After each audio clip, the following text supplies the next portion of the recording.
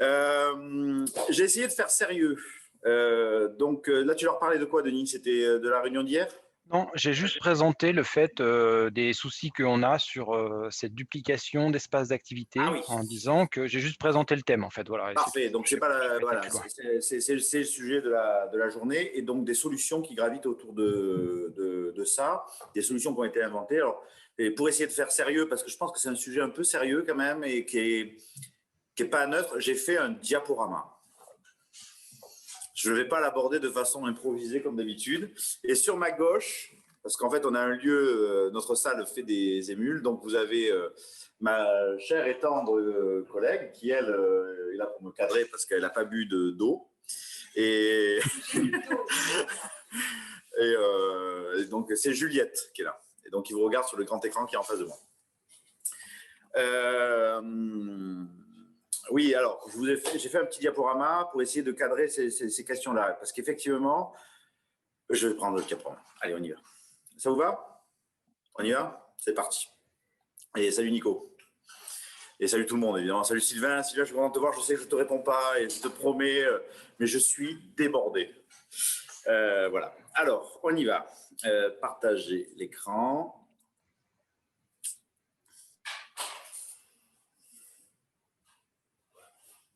Voilà. OK. Mon petit diaporama.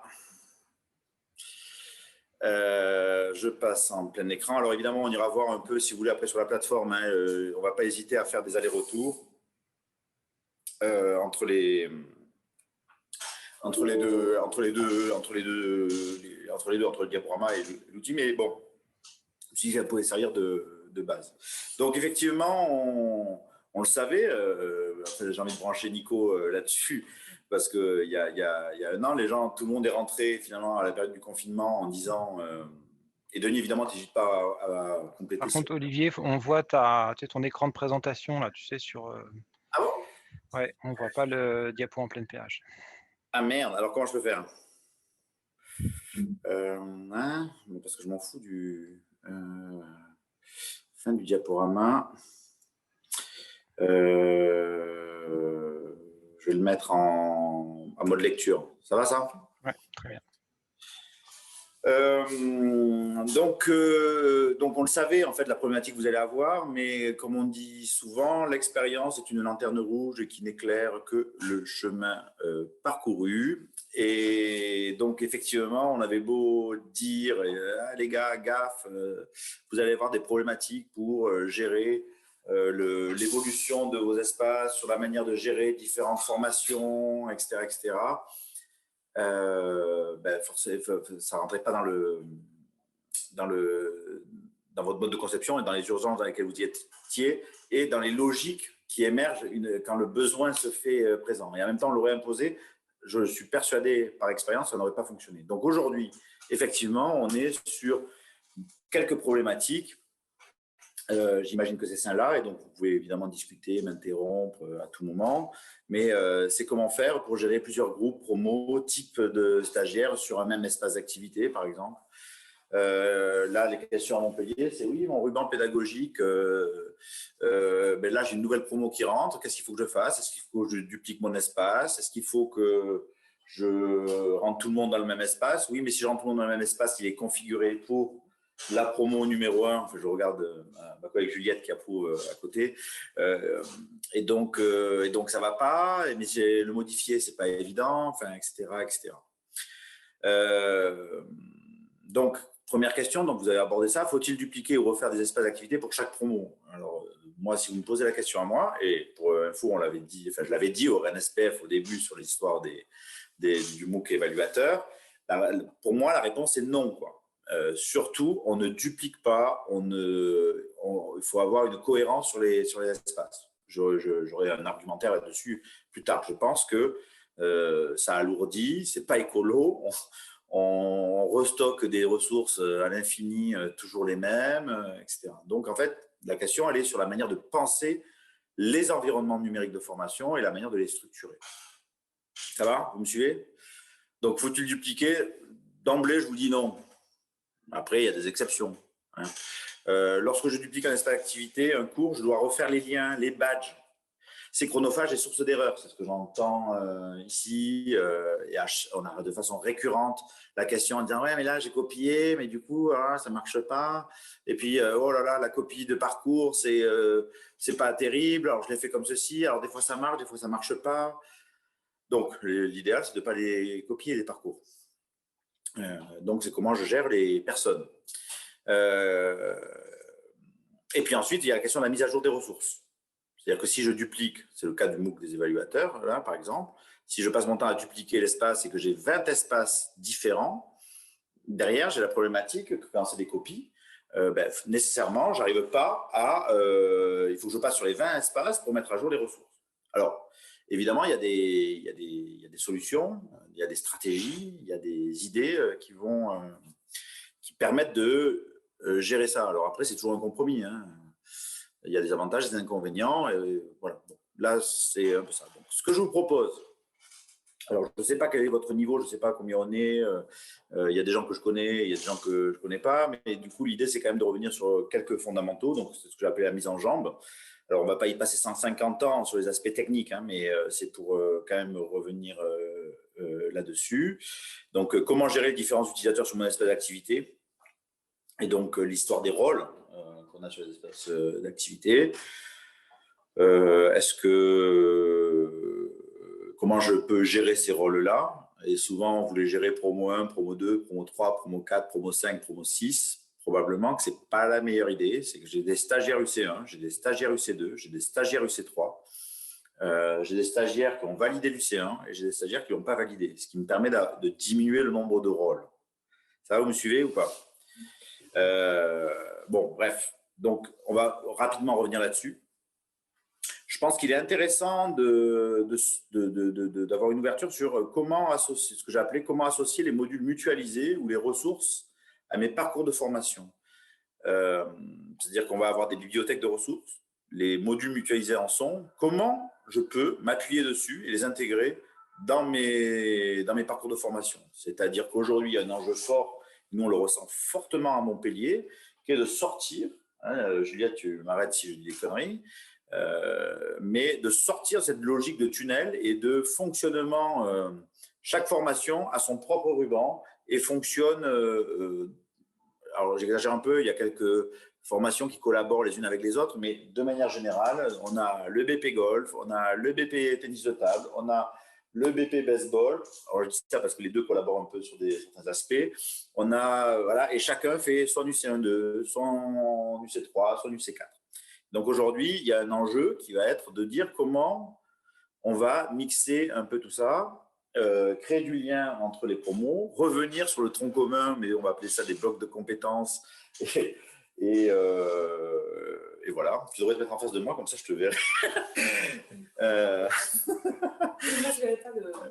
Bon, voilà. Ça va? Vous me suivez jusque-là? Oui, ça vous va?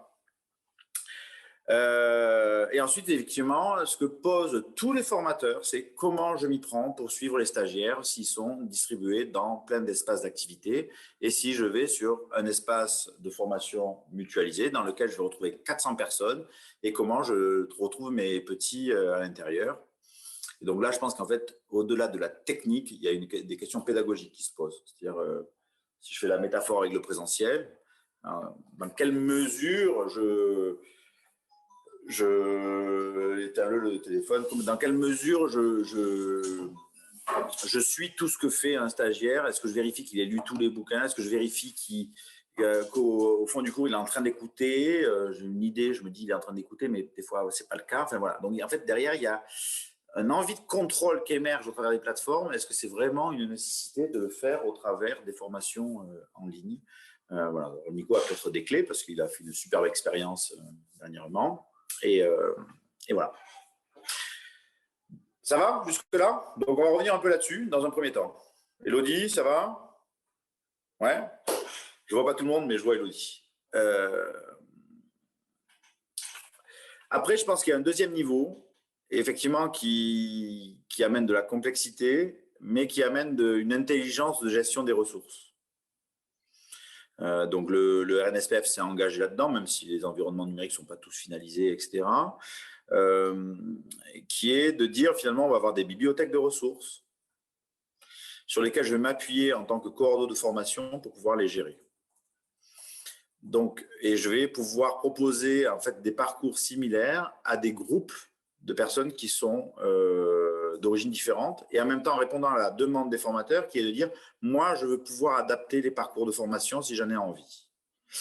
Et là-dessus, il y a une expérience, ils n'ont pas l'air de trop râler, sinon j'aurais eu pas mal de coups de fil, qui a été mis en place il y a maintenant 1 an et demi, 2 ans, qui est la formation des arbitres de la Fédération française de voile, qui a été montée sur ce principe-là. Donc ça, je vous présenterai cette logique-là. Et certes, il y a une contrainte et une compréhension. On élève un peu le niveau, si vous voulez, sur la structuration des environnements numériques, qu'on parle de Claco ou d'autres plateformes. Et en même temps, c'est quelque chose qui permet probablement de répondre à l'ensemble des préoccupations. OK ? Donc, je vous prendrai le principe. Je vous prendrai l'exemple de la FFV, les intérêts qu'il y a dans le système, comment on gère finalement ces histoires de droits d'accès, les droits et les accès, qui inscrit pas, etc.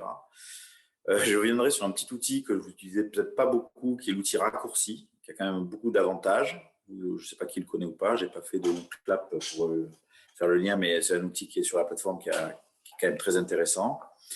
Et puis ensuite, je n'ai pas mis quelques liens parce que je n'ai pas eu le temps, j'avais muscu. Ça vous va? Alors, on y va.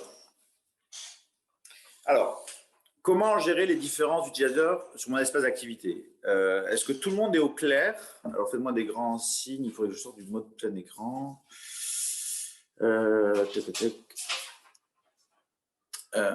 Attendez, je vais vous mettre en grand. Enfin, j'ai qu'un seul écran. Bon, bref, voilà, tac. Voilà. Je ne sais pas qui est là. Est-ce que vous êtes tous au clair avec la notion de rôle sur la plateforme? Oui, non? Ouais.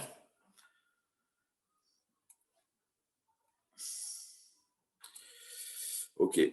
Alors, ça, le premier truc quand même qui permet de gérer les accès au contenu, c'est les rôles. Hein, ça, c'est vraiment la base. Donc, c'est mettre le lien vers… comment ça? Mais non, je ne suis pas sur la bonne diapo, là. Comment gérer les différents utilisateurs sur mon espace d'activité? Donc, effectivement, ça vaut vraiment le coup de gérer les accès aux ressources à partir des rôles que j'ai prédéfinis dans mon espace d'activité. Et après, quand vous allez devenir bon, l'idée, c'est de les prédéfinir en amont, de gérer des dossiers derrière qui sont liés au public, qui me permet d'avoir à chaque fois, sur chaque dossier dans le ressource, de dire ben, celui-là, c'est pour les anonymes, celui-là, c'est pour pour les formateurs, celui-là, c'est pour les tuteurs, celui-là, c'est pour les stagiaires UC1, celui-là, c'est pour les stagiaires UC2, etc., etc. Ce qui permet en fait de décliner, de ne pas trop se prendre la tête sur les droits associés au dossier. Ça va? Ensuite, c'est un deuxième intérêt qui est hyper important, c'est l'intérêt pour la communication avec les différents rôles. C'est-à-dire que derrière, je vais pouvoir, ce que je vous ai mis comme slide, je vais pouvoir, enfin sur les images qu'on a à côté, je vais pouvoir dans les forums dire ou sur les annonces, etc. Je vais pouvoir dire, ben, ce message-là, il part, la notif, elle part à tel public, à tous les publics, selon la stratégie d'information que j'ai avec mon groupe. Ça va? Donc, définir ces rôles déjà dans votre propre espace d'activité, c'est quelque chose qui est important.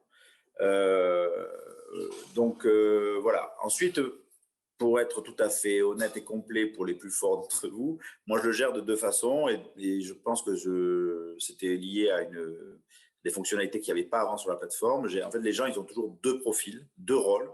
Ils ont le rôle étudiant, le rôle standard ou collaborateur, ça dépend, ou ce que j'appelle utilisateur espace. Donc ça, tout le monde a ce rôle-là, ce qui me permet de gérer l'accès aux ressources de façon,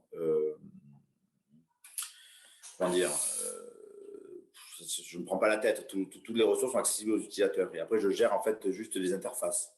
Voilà. Et ensuite, pour pouvoir communiquer avec eux, je vais attribuer des rôles, donc stagiaire UC4, stagiaire UC3, stagiaire UC1-2, voilà.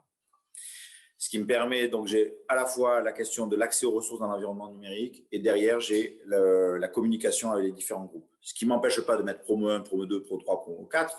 Le problème de ça, c'est que derrière, en fait, au bout d'un moment, on a trop de rôles et ça devient un lourdingue à gérer. Donc ça, c'est à votre discrétion, en fait, d'une certaine façon.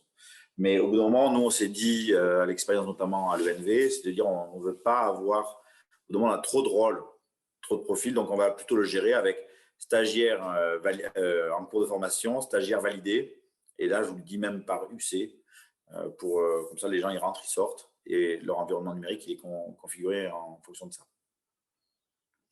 Ça va? Est-ce que vous avez des questions par rapport à ça? Non, c'est bon? Personne? Si vous avez des questions, c'est le moment d'ouvrir votre micro. Est-ce que ça vous paraît cohérent aussi? Vous avez le droit de faire des remarques. Enfin. Moi, j'ai une petite question, Olivier, pour connaître un peu la tendance. C'est-à-dire que là, quand tu nous dis promo 1, promo 2, un petit peu comme si c'était des promos par année, qu'est-ce qui se fait le plus là? C'est justement de laisser les stagiaires inscrits à vita aeternam, ou c'est plutôt de se dire ils sont inscrits que pendant leur année de formation et après on les sort complètement de l'espace d'activité? Ça, je pense que je pense que ça renvoie une réflexion à avoir et sur la manière dont on veut gérer les stagiaires qui ont validé leur parcours de formation. Est-ce que je veux avoir un espace ancien stagiaire, les garder sous le coude? Et dans ce cas-là, est-ce que je crée un espace sur ma plateforme lié à ça, en espérant créer du lien entre différentes promos, etc., etc. Ou est-ce que je le gère finalement comme dans nos crêpes ou nos établissements? Le mec, il est en formation, il a fini sa formation, la salle, la clé, il n'a plus le badge d'entrée, le code d'entrée dans l'établissement, et à ce moment-là, il rentre et il sort. Tu vois, donc c'est vraiment, je pense que ça renvoie à cette question-là en fait. De quelle place, tu vois, le réseau des anciens, quoi. Tu vois, qu'est-ce qu'on veut donner à cet espace-là, quoi. En fait, pour tout te dire, nous, on a essayé le coup des anciens. Globalement, on était tellement dans le jus sur notre quotidien avec nos stagiaires qu'on a toujours eu du mal à faire vivre ces espaces d'anciens et à les mobiliser. Et globalement, les forums qu'on mettait à disposition, des choses comme ça, ça n'a jamais vraiment fonctionné. Donc, sur les dernières versions des dispositifs de formation, on a plutôt laissé tomber. Et en même temps, je te dis ça, là, j'étais en jeu de golf l'autre jour, hein, c'est ça, et dans la voiture, il y a un mec qui m'appelle et qui me dit « Putain, et moi, je continue à faire des blogs WordPress, etc., pour manager mes équipes, et blablabla. Bla.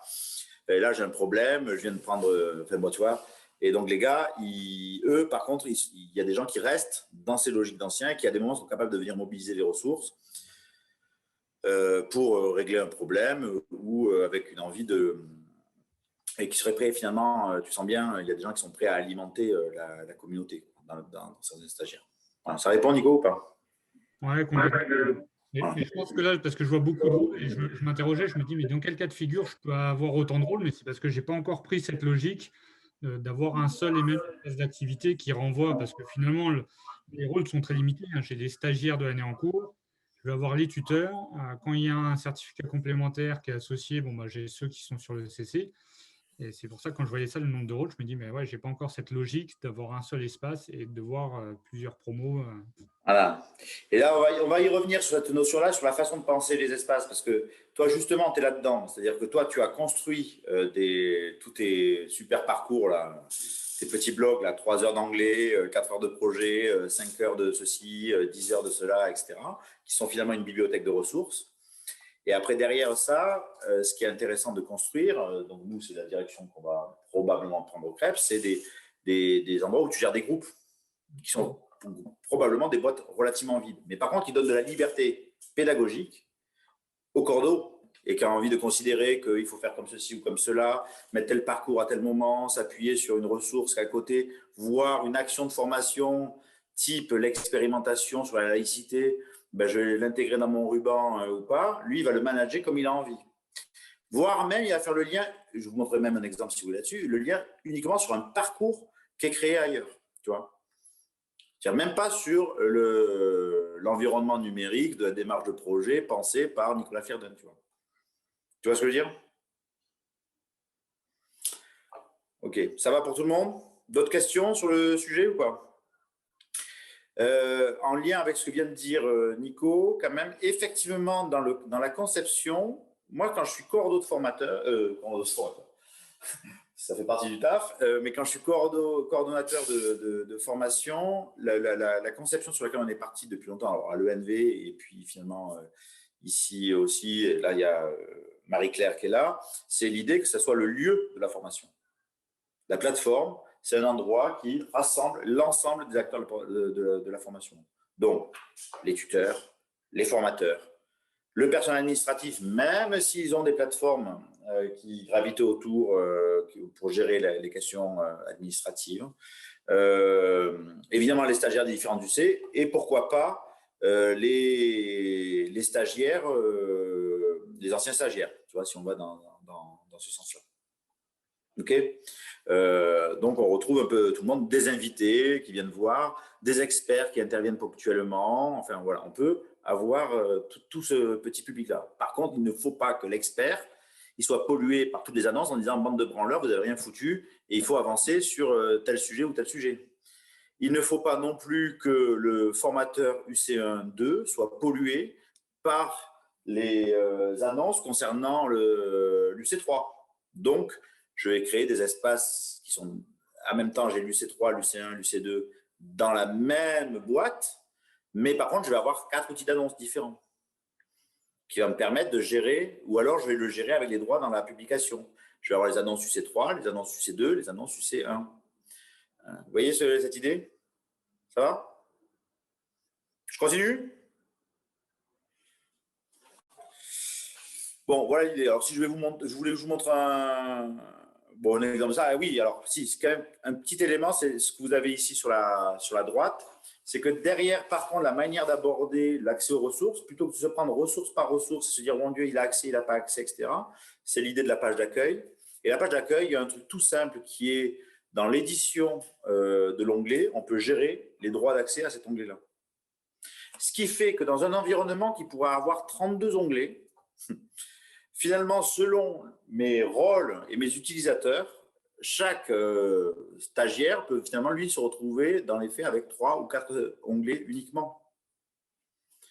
Et on peut même aller plus loin, c'est que les widgets, alors on ne va pas y passer 50 ans, ça pourrait être un atelier en tant que tel, mais les widgets notamment qui font remonter les ressources, le widget ressources, il ne fait remonter, en théorie, mais jusqu'à preuve du contraire, ça marchait, que les ressources sur lesquelles j'ai des droits. Donc, ça veut dire que vous avez un widget ressources avec 152 ressources, mais chaque étudiant dans ce widget-là ne va avoir que les ressources qui sont attribuées à la promo 1, 2, 3, 4, ou le stagiaire UC4, ou le stagiaire UC2, UC1, etc. Ça va? Vous me suivez jusque-là? Olivier, j'ai une question. Ouais, je me posais. National. J'ai trouvé ton idée intéressante des anciens élèves. Donc, je me pose la question par rapport à ce que tu viens de proposer, par rapport aux onglets. Je me suis dit, on pourrait créer un onglet anciens élèves d'une formation, par exemple le BP Basket, anciens élèves, exactement, donnant le rôle d'accès à cet onglet uniquement aux anciens élèves. Donc, les anciens élèves, quand ils vont se connecter à l'espace d'activité de la formation, ils n'auront que leur onglet anciens élèves. Par contre, je me pose la question, même si tu as évoqué les widgets ressources, ça veut dire que même s'ils arrivent sur la plateforme, ils pourront avoir accès à la page d'accueil avec tout. Alors, oui. Après, il y a des nuances techniques. Alors, je vais vous présenter quelques pistes de solutions, mais ça peut être aussi un autre espace d'activité. Voilà. Alors, la question justement, c'était ça. Est-ce qu'il faut mieux, à ton avis, privilégier un autre espace d'activité interformation ou chaque formation avec son onglet ancien élève? En fait, la question, elle est l'intention pédagogique ou l'intention que tu as en tant que gestionnaire de cet espace-là et la manière dont tu vas le penser. La question, elle est là-dessus. Dans un cas, tu vas dire, oui, je mets tout dans le même espace d'activité parce que finalement, ça me va très bien qu'ils puissent avoir une page d'accueil. Et la page d'accueil, elle peut être aussi du coup beaucoup plus neutre que ce qu'elle est actuellement souvent. Elle peut être en disant bienvenue sur l'environnement numérique de formation, de je ne sais pas trop quoi, du basket, et vous trouverez selon vos droits des onglets avec différents accès, tu vois, c'est-à-dire une espèce de portail. Ouais, bonne idée. Et tu peux même avoir imaginé autour des formations basket un portail plus général. Donc ça va dans le modèle 2 hein, que je vais vous présenter un peu tout à l'heure, où derrière, tu as un portail qui est géré de façon centralisée, en fait, tu vois, avec le patron du système qui gère ce truc-là, et avec une déclinaison, avec, imaginons, les BP, les DE, les formations fédérales, si on en fait, les anciens, l'espace des anciens. Dans l'espace des anciens, on pourra avoir 2 espaces. Les nouveaux qui seront des futurs anciens, donc ils peuvent échanger au sein de la communauté, et tous les anciens qui ont un espace pour échanger qu'entre eux, ou alors c'est tout le monde ensemble quoi qu'il arrive, enfin, etc. etc. Tu vois.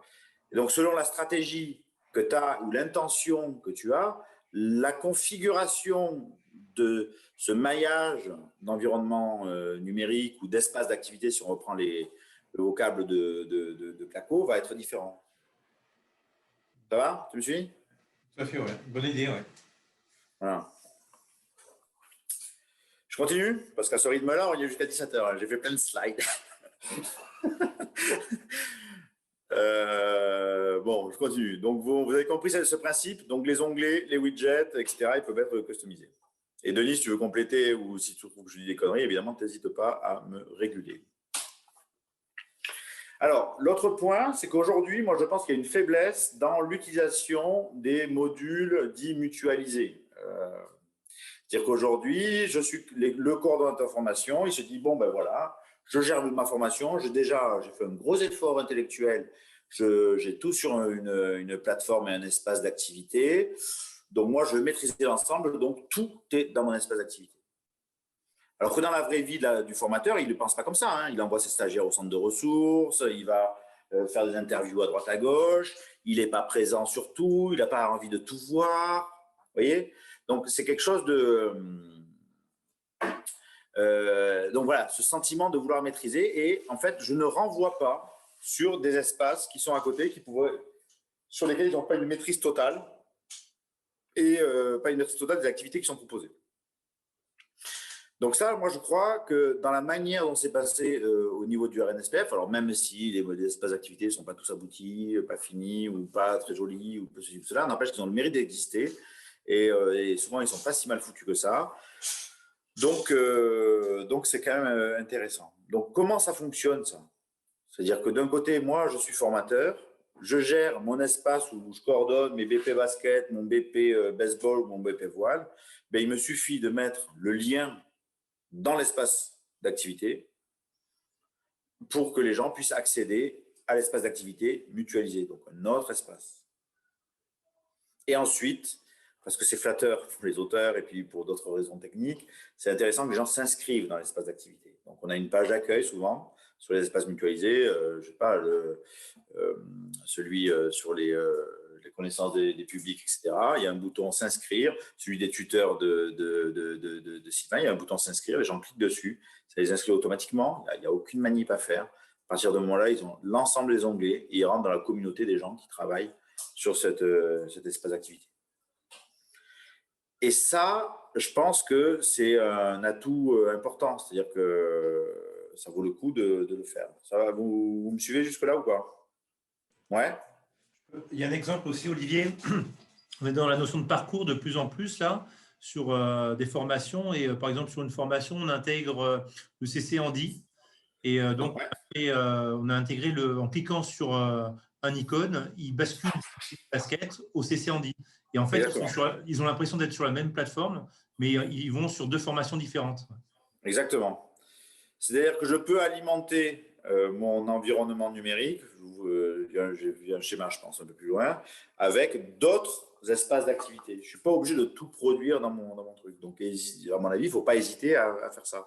Alors, je peux vous montrer un exemple aussi. Je pense, je vais aller chez Marie-Claire, même si je ne sais pas si elle les a mis ou pas. Attendez, alors, ça c'était les petites copies d'écran de ce matin. Je vais aller au BP Voile, qui est plutôt aujourd'hui une version, vu que c'est qu'en présentiel, une version un peu plus administrative, je dirais que… donc ça, c'est le NT des voileux de Marie-Claire. Je ne sais pas si elle devait être là, je ne sais pas si elle est là, mais voilà. Mais par exemple… Oui, je suis là. Ah, voilà. Salut Marie-Claire. Là, par exemple, on a les annonces et je sais que j'en aurais fait j'aurais fait une annonce il n'y a pas si longtemps que ça, mais tu en as fait plein avant moi. Voilà, webinaire, comment gérer la communication individuelle. Ça, c'est le truc que fait l'équipe ici, des gens qui gèrent les mementos, qui créent les mementos du Crêpes de Montpellier. Et je les renvoie sur la page de l'événement en disant si ça vous intéresse, allez voir là-bas. Et en fait, il y a un ENT derrière, donc je leur mets un peu tous les infos en lien avec le ENT. Donc, s'ils veulent aller sur le ENT, ils cliquent ici, si je ne me trompe pas dans ce que j'ai écrit, et ça ouvre le ENT des mementos. Cet ENT-là, il pourrait être référencé sur une page X ou Y de l'UC3, du BP ou d'une médiathèque du BP, où les gens peuvent trouver des ressources en lien avec les sujets de la formation. Et quand ils sont là, en fait, ils n'ont que l'onglet accueil qui apparaît. Et s'ils cliquent sur s'inscrire, ils auront l'ensemble, enfin pas l'ensemble, mais une grosse partie des onglets qui apparaissent en haut. Et à partir de là, ils sont dans la communauté. Donc en plus, ils seront informés de ce qui se fait dans cette communauté-là. Donc il y a un webinaire qui est organisé, ils reçoivent une information. Et puis s'ils en ont marre de recevoir, ici ils ont un bouton se désinscrire. Donc hop, là ils sortent de la communauté. Ça va, Sylvain? Ouais, il y a juste aussi, on est confronté aussi avec des partenaires fédéraux qui proposent des formations à distance sur leur ENT fédéral.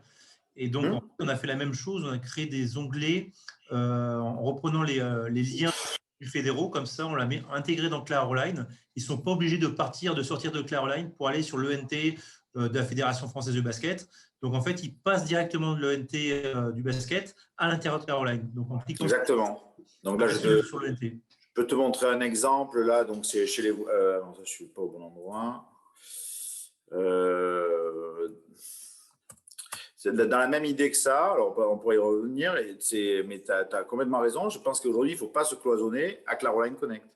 Il y a des choses qui sont faites à côté et sur d'autres plateformes. Et les fédérations utilisent des fois des plateformes qui sont différentes de celles de Claroline Connect. Alors, il y a un problème d'interconnexion des plateformes, mais en soi, ça, ce n'est pas tellement un problème. Les gens, ils se retrouvent avec, ils ont un code sur la plateforme de la Fédé et un code sur, Morgane, je te donne la parole après. Et un code sur la plateforme du RNSPF. Donc, comment ça se traduit là-dessus? Si je vais, là, j'ai un exemple, je pense qu'ils l'ont ouverte, leur truc. Donc, ça, c'est sur le DE. Donc, voilà, ils ont un parcours là qui va commencer ou qui est en cours, ou je ne sais pas trop où ça en est, qui est fini même, qui était enseigné en sécurité, la voile ou je ne sais pas trop quoi. Et là-dedans, voilà, ils doivent aller faire des parcours. Ces parcours-là, ils sont sur la plateforme de la Fédération française de voile, qui n'est pas la même plateforme que celle du RNSPF. Ils ont une plateforme à part. Donc, quand je clique là-dessus, alors peut-être que moi, il va me reconnaître direct. Non, il me demande de nouveau mes papiers, mais cette fois, c'est sur la plateforme de la FFV. Moi, malin, j'ai mis les mêmes codes. Et là, j'arrive sur le parcours ou le contenu de cette séquence-là. Ça va? Et c'est exactement la même idée. Et après que les gens… Aujourd'hui, la question, ce n'est pas les plateformes. Aujourd'hui, c'est de dire, on fait de la formation et il y a un truc qui est sur Moodle qui est super, je vais sur Moodle. Il y a un truc qui est super. Il ne faut surtout pas faire de guerre de plateforme. Ce n'est pas ça l'idée. L'idée, c'est que je fais de la formation, je m'appuie sur ce que j'ai autour de moi. Ici, à l'interne, j'ai des gens qui ne communiquent avec leurs stagiaires que via Facebook, ou principalement via Facebook. On aurait pu imposer l'annonce, on aurait pu imposer… Non, si ça marche avec ça, ils communiquent avec ça. Si c'est WhatsApp, c'est WhatsApp. Morgane. Déclenche ton micro, Morgane, s'il te plaît. Non? Tu veux plus me parler? Ah ben alors, si on donne la parole aux gens qui la demandent, mais elle n'est plus là? Ou je vois ça a sauté, Olivier, en fait. Ah, donc, salut Morgane. Salut. Moi, j'ai une question. On travaille actuellement, ça rejoint ton idée là d'associer des plateformes. On va travailler sur l'espace d'activité Claco avec éventuellement un partenariat avec l'UFR Stats qui, lui, passe par Moodle. L'idée, c'est qu'aujourd'hui, on va construire les contenus en commun et demain, peut-être intégrer des universitaires pour venir sur l'espace d'activité, prendre les contenus, faire les activités. Comment, justement, tu peux me décrire un petit peu la façon dont ça peut être décloisonné si les inscriptions UFR Stab se font par Moodle, voilà, comment faire basculer d'une plateforme à l'autre Aujourd'hui, alors en fait, il y a deux façons de faire. C'est-à-dire que, bon, là, pour te répondre, effectivement, très vite, si on veut que les accès soient liés à des comptes, il faut créer des comptes. D'accord. Et aujourd'hui, on n'est pas capable d'interfacer nos différentes plateformes. Effectivement, du coup, en fait, en gros, pour la faire courte, on se retrouve à payer 2 fois les comptes. On les paye, l'UFR Stab paye 1 fois ses comptes et nous, on paye 1 fois nos comptes. Ouais. Bon. Jusque-là, voilà. Et en même temps, si je te prends le prix du compte sur la plateforme du RNSPF, sauf si ça a augmenté, je ne sais pas, Denis, mais on est à 60 centimes TTC le compte. Et on ne paye que les comptes actifs. Ce qui n'était pas le cas au début, mais là, maintenant, on ne paye que les comptes actifs. Ce qui veut dire que des stagiaires qu'on a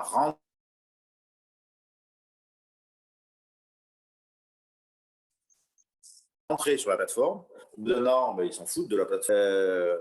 En fait, l'année 2, on ne les paye pas. Parce qu'aujourd'hui, on est à 20 000 ou 25 000 ou 30 000 comptes, je ne sais pas combien en année. Donc, finalement, bon, bref, dans la logique tarifaire, ces comptes-là, voilà. Donc, il n'y a aucun intérêt à les virer. OK? Bon, mais pour te répondre, donc, effectivement, il faut avoir un compte d'un côté et un compte de l'autre. Après, on a aussi la solution de gérer en disant, moi, mon espace, de toute façon, ce n'est pas très, très grave. Je vais le mettre en accès anonyme. Tu vois? Ouais. Et qu'est-ce que tu veux dire là par là, accès anonyme? Anonyme, ça veut dire que tu accèdes à des ressources sans login ni mot de passe. D'accord. Voire même à l'espace d'activité ou un site internet que tu crées sur la plateforme. Quand tu gères les droits, tu vas pouvoir dire, ben là, cette ressource-là, je ne sais pas, je vais t'en prendre une. Elle est en accès libre, en fait. Elle a un accès libre. En fait, là-dessus, tu es au clair ou pas? Pas forcément, je crois. Alors, je vais prendre n'importe quoi. Bon, peu importe la ressource, hein, ou le dossier, ou des choses comme ça. Donc, quand tu gères les droits, tu as le truc simple. Donc, c'est à tout le monde. Ça veut dire des gens, ils pourront accéder, si tu leur transmets le lien, à cet espace-là, sans login ni mot de passe. Sans login ni mot de passe, pardon. Si c'est aux membres de cet espace, c'est les gens qui ont un compte, qui sont inscrits à l'espace d'activité.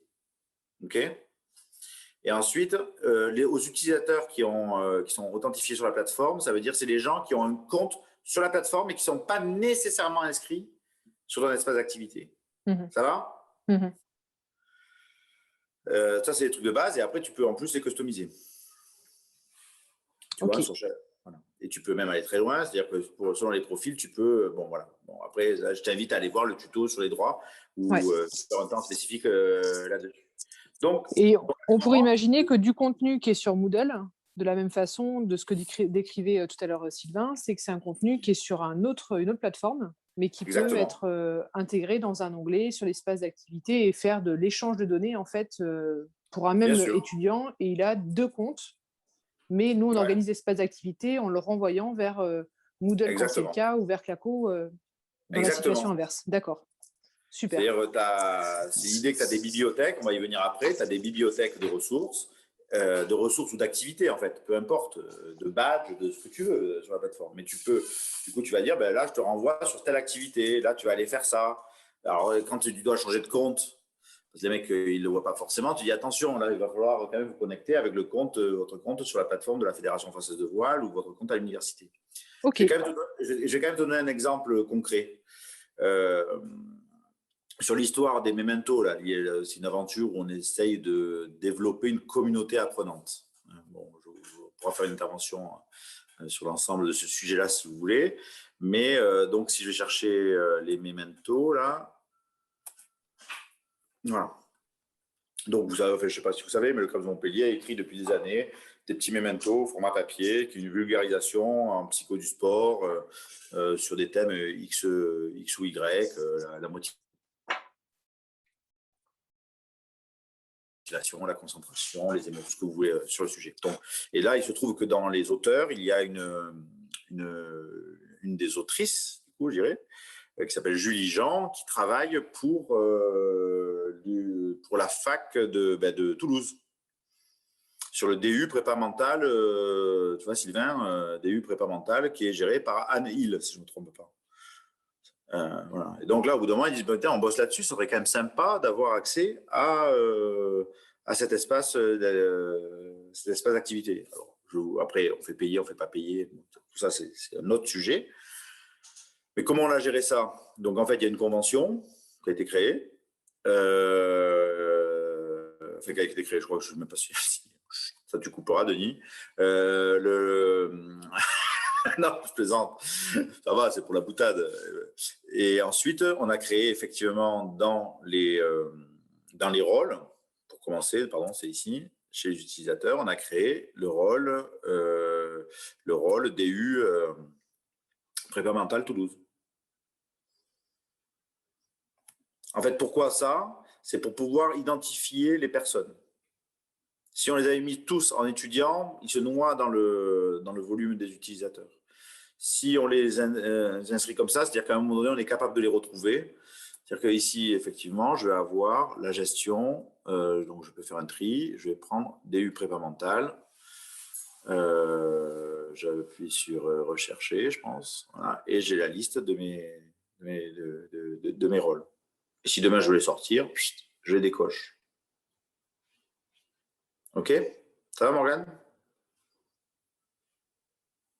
Morgane, tu as coupé ton micro. Oui, ça va très bien. OK, donc l'idée, c'est ça. Donc après, eux, probablement qu'ils ont une plateforme e-learning à côté. Ouais, qu'est-ce que tu fais? Tu prends le lien de la page d'accueil, là, et tu le rajoutes dans ta médiathèque. Tu le rajoutes dans ta médiathèque sur ton environnement numérique, qui est sur Moodle, Cifadis. Ouais, on la rajoute comme si c'était une ressource en fait d'un lien web quelconque, sauf que c'est un lien vers l'espace d'activité, tout simplement. Oui, voilà. Ou alors après, tu dis, ben moi, je veux qu'ils aient juste accès à, j'en sais rien, moi. Alors bon, imaginons que ce soit des dossiers accessibles par les stagiaires. Je veux qu'ils aillent lire le memento numéro 3. J'ouvre le memento numéro 3 ici. Je prends le lien, je le renvoie et je mets ce lien-là. Et je peux l'intégrer dans une activité, dans un parcours. Dire, voilà, moi, je vous ai lu le memento numéro 3, je mets le lien vers le memento en question. Si j'ai des droits là-dessus, je le télécharge et le remets à côté, mais ce n'est pas l'idée de départ. Je les invite à s'inscrire sur l'espace, à créer un compte, blablabla. Et puis ensuite, je leur dis, allez lire ce truc-là. Faites le quiz X ou Y. Vous devez obtenir le badge de cet environnement numérique, ou alors moi, je vais créer mon propre badge en créant mon propre quiz et en m'appuyant sur cette ressource-là. C'est-à-dire que derrière le polymorphisme d'utilisation est possible. Tu vois? Enfin, moi, je tiens beaucoup à la liberté pédagogique. Ok, merci pour l'exemple concret. Ça va? Oui. Ça va même plus loin que ça. Hein. Alors, je ne sais pas s'il y a encore, mais un autre exemple. À des moments, des gens utilisent WhatsApp pour échanger. Donc, ton lien WhatsApp, tu peux le mettre sur ta plateforme. NV, là, ici, alors je ne sais pas s'il y a encore. Si, groupe WhatsApp, de la promo 4. Et donc là, tu rajoutes le lien, tu vois, donc ça envoie sur un WhatsApp particulier, tu vois. Donc, OK. Et etc., etc. Aussi vrai. Sur le Google Drive du CTS. Ouais. Aussi, ouais. Ouais, peu importe. Tout est lien hypertexte. Donc, j'ai qu'à mettre mes liens vers mon bazar. Je reviens à mon petit diaporama. Donc, vous pouvez intégrer des ressources qui ne sont pas issues de votre espace dans vos espaces d'activité. Le principe, et d'ailleurs, c'est ça. Sur le coup des mementos, ce qu'ont fait les profs au début, c'est qu'ils sont allés dire, ah ouais, super, on a accès au truc. Plutôt que de dire à leurs stagiaires, inscrivez-vous sur l'espace d'activité, ils sont allés télécharger l'ensemble des mementos, des trucs audio, ou de tout ce que tu veux, et ils les ont remis dans leurs espaces d'activité. Donc, 1, ça coûte. 2, c'est pas écolo. 3, c'est débile. Enfin, c'est débile. Hein. Je me garderais bien de dire ça. C'est entre guillemets, parce que finalement, moi, je suis formateur. Je pense qu'on a tout intérêt à leur dire, allez rejoindre cet espace-là. Vous allez voir, il y a plein de ressources. Quand il y a des actus, des évolutions, tu as une annonce qui arrive et qui t'informe du truc. Tu rentres dans une autre logique de formation. Voilà. Je continue. Alors, la question du suivi. Donc, ça, c'est le grand truc. Tout le monde dit, bon, alors oui, Rouge, c'est gentil avec tes trucs, mais moi, quand je vais sur un espace d'activité où il y a 400 gugus et moi, je dois retrouver mes 20 gugus de ma formation, franchement, c'est compliqué, patati patata. C'est assez vrai. Alors, je ne suis pas allé voir, même s'il y a des évolutions dans le suivi des badges, etc., où il y a moyen d'obtenir des infos quand même de plus en plus précises, soit par date, soit par... voilà. Et là-dessus, j'ai dû le marquer, mais privilégier. Entrée, il y a quelqu'un qui frappe à la porte. On est en visio. Ouais, c'est après la scène. Donc voilà, donc on les invite à. Bon voilà, il y a des moyens d'avoir du suivi et privilégier les exports CSV parce que dans les évolutions qui ont été demandées par le NSPF et d'autres, c'était les mecs ont dit ok, on peut le faire, mais on le fait sur cette dimension-là parce que c'est compliqué de le faire dans le dur de la plateforme. Donc ça, c'est un premier élément. Donc vous avez des outils de suivi déjà sur votre propre espace d'activité et ensuite, dans la manière dont c'est imaginé, même si ce n'est pas abouti partout, c'est qu'il y a des espaces formateurs, cordeaux, sur les espaces d'activité mutualisés, dans lesquels on va retrouver des facilités pour suivre dans les différents quiz, etc., etc. Par contre, il faut avoir des droits de formateur là-dessus. Et ceux-là, ils ne sont pas donnés de façon automatique. Forcément, il faut montrer patte blanche, suis-je formateur ou pas formateur. Donc, aujourd'hui, on n'a pas 30 000 solutions. J'ai dû le marquer un truc. Il faut demander au RNSPF, à Denis, à moi ou à d'autres en disant voilà, je suis formateur, je gère ce truc-là. Est-ce que je pourrais avoir des droits de formateur sur cet espace? Et on va le gérer au fur et à mesure de cette façon-là. Hein? Et ce qui permet d'avoir après un accès sur un onglet formateur. Je ne sais pas trop, je vais vous en montrer un, tiens, quand même celui qui avait fait, parce qu'il s'était quand même bien pris la tête. Je vous montrerai celui sur la laïcité. Alors, ce n'est pas l'environnement mutualisé, ça, c'était la formation qui avait été faite, mais il y avait un espace pour les cordeaux. Attendez, je vais agrandir la page. Hop, voilà. Donc, il y avait, donc pour les cordeaux, ici, il y avait il y avait donc un système d'annonce avec les cordeaux, il y avait des outils de suivi pour les cordeaux, donc pour qu'ils aillent lire les différentes quiz, etc. Comment ils s'y prenaient pour inscrire leurs stagiaires, des contenus associés. En gros, je voulais faire des ateliers en présentiel, vos Gugus, voilà comment vous pouvez faire. Vous voulez me poser des questions, voilà, bon bref, vous voyez, il y a tout un tas de contenus associés et qui est plutôt ciblé sur le boulot du cordeau ou du formateur qui gère en local. OK. Donc, vous pouvez accéder aux corrections des quiz, aller consulter les évaluations, gérer les badges. Certes, vous avez les 400 personnes, mais en même temps, si vous faites un tri, vous pouvez trier par date. Voilà. Donc, on a même fait des tutos là-dessus à la Fédération française de voile sur la formation des arbitres. On en parlera tout à l'heure. Ça va? Jusque-là? Après, moi, c'est vrai que j'ai une tendance naturelle à renvoyer au rôle du formateur. Et de plus en plus, je trouve que le tracking, etc., je trouve que certes, c'est un indicateur, ça peut être intéressant, mais finalement, si j'étais dans la vraie vie en présentiel, c'est-à-dire ce que tous les formateurs privilégiés adorent, ou disent adorer, etc., mais finalement, ça se fait dans la relation avec la personne. Et donc finalement, je pense qu'à des moments, c'est intéressant d'aller sur des déclaratifs. En disant, ben, OK les gars, vous avez des tableaux à renseigner, alors ça peut être des Google Sheets, ça peut être des wikis sur la plateforme, donc là je peux vous en montrer, et donc à des moments, vous avez fait quelque chose sur une autre plateforme, donc, comme si on avait demandé d'aller lire un bouquin ou de faire un travail particulier, ben, dites-moi ce que vous avez fait et où vous en êtes. Donc là, c'est ce que vous avez ici, par exemple, dans ce tableur-là, donc là c'était sur un parcours de formation, sécuriser la pratique ou je ne sais pas quoi, sur un DE, et donc on leur demande d'aller faire le parcours sur, les formateurs leur demandent d'aller faire un contenu qui a été développé par la Fédération française de voile, donc sur une autre plateforme, et sur lequel il y a des badges pour suivre l'activité, et on leur dit, ben, finalement, quand vous avez obtenu les badges, vous nous le dites. Après, il y a toujours le Gugus sur qui on a un peu des doutes, tu vois, qui a tendance à dire qu'il a alors qu'il n'a pas eu. Ben, ça, je demande les droits en tant que formateur sur la plateforme et je vais aller vérifier si ça s'est bien passé ou pas. Voilà, c'est ça un peu le principe général. S'ils ont des questions parce qu'ils n'ont pas compris une question, ben, ils peuvent la poser, soit au cours d'une visio, soit sur un forum, soit sur un WhatsApp, soit sur un Slack, soit peu importe. OK? Ça va? Et ça, moi, je pense que c'est le plus intéressant, en fait.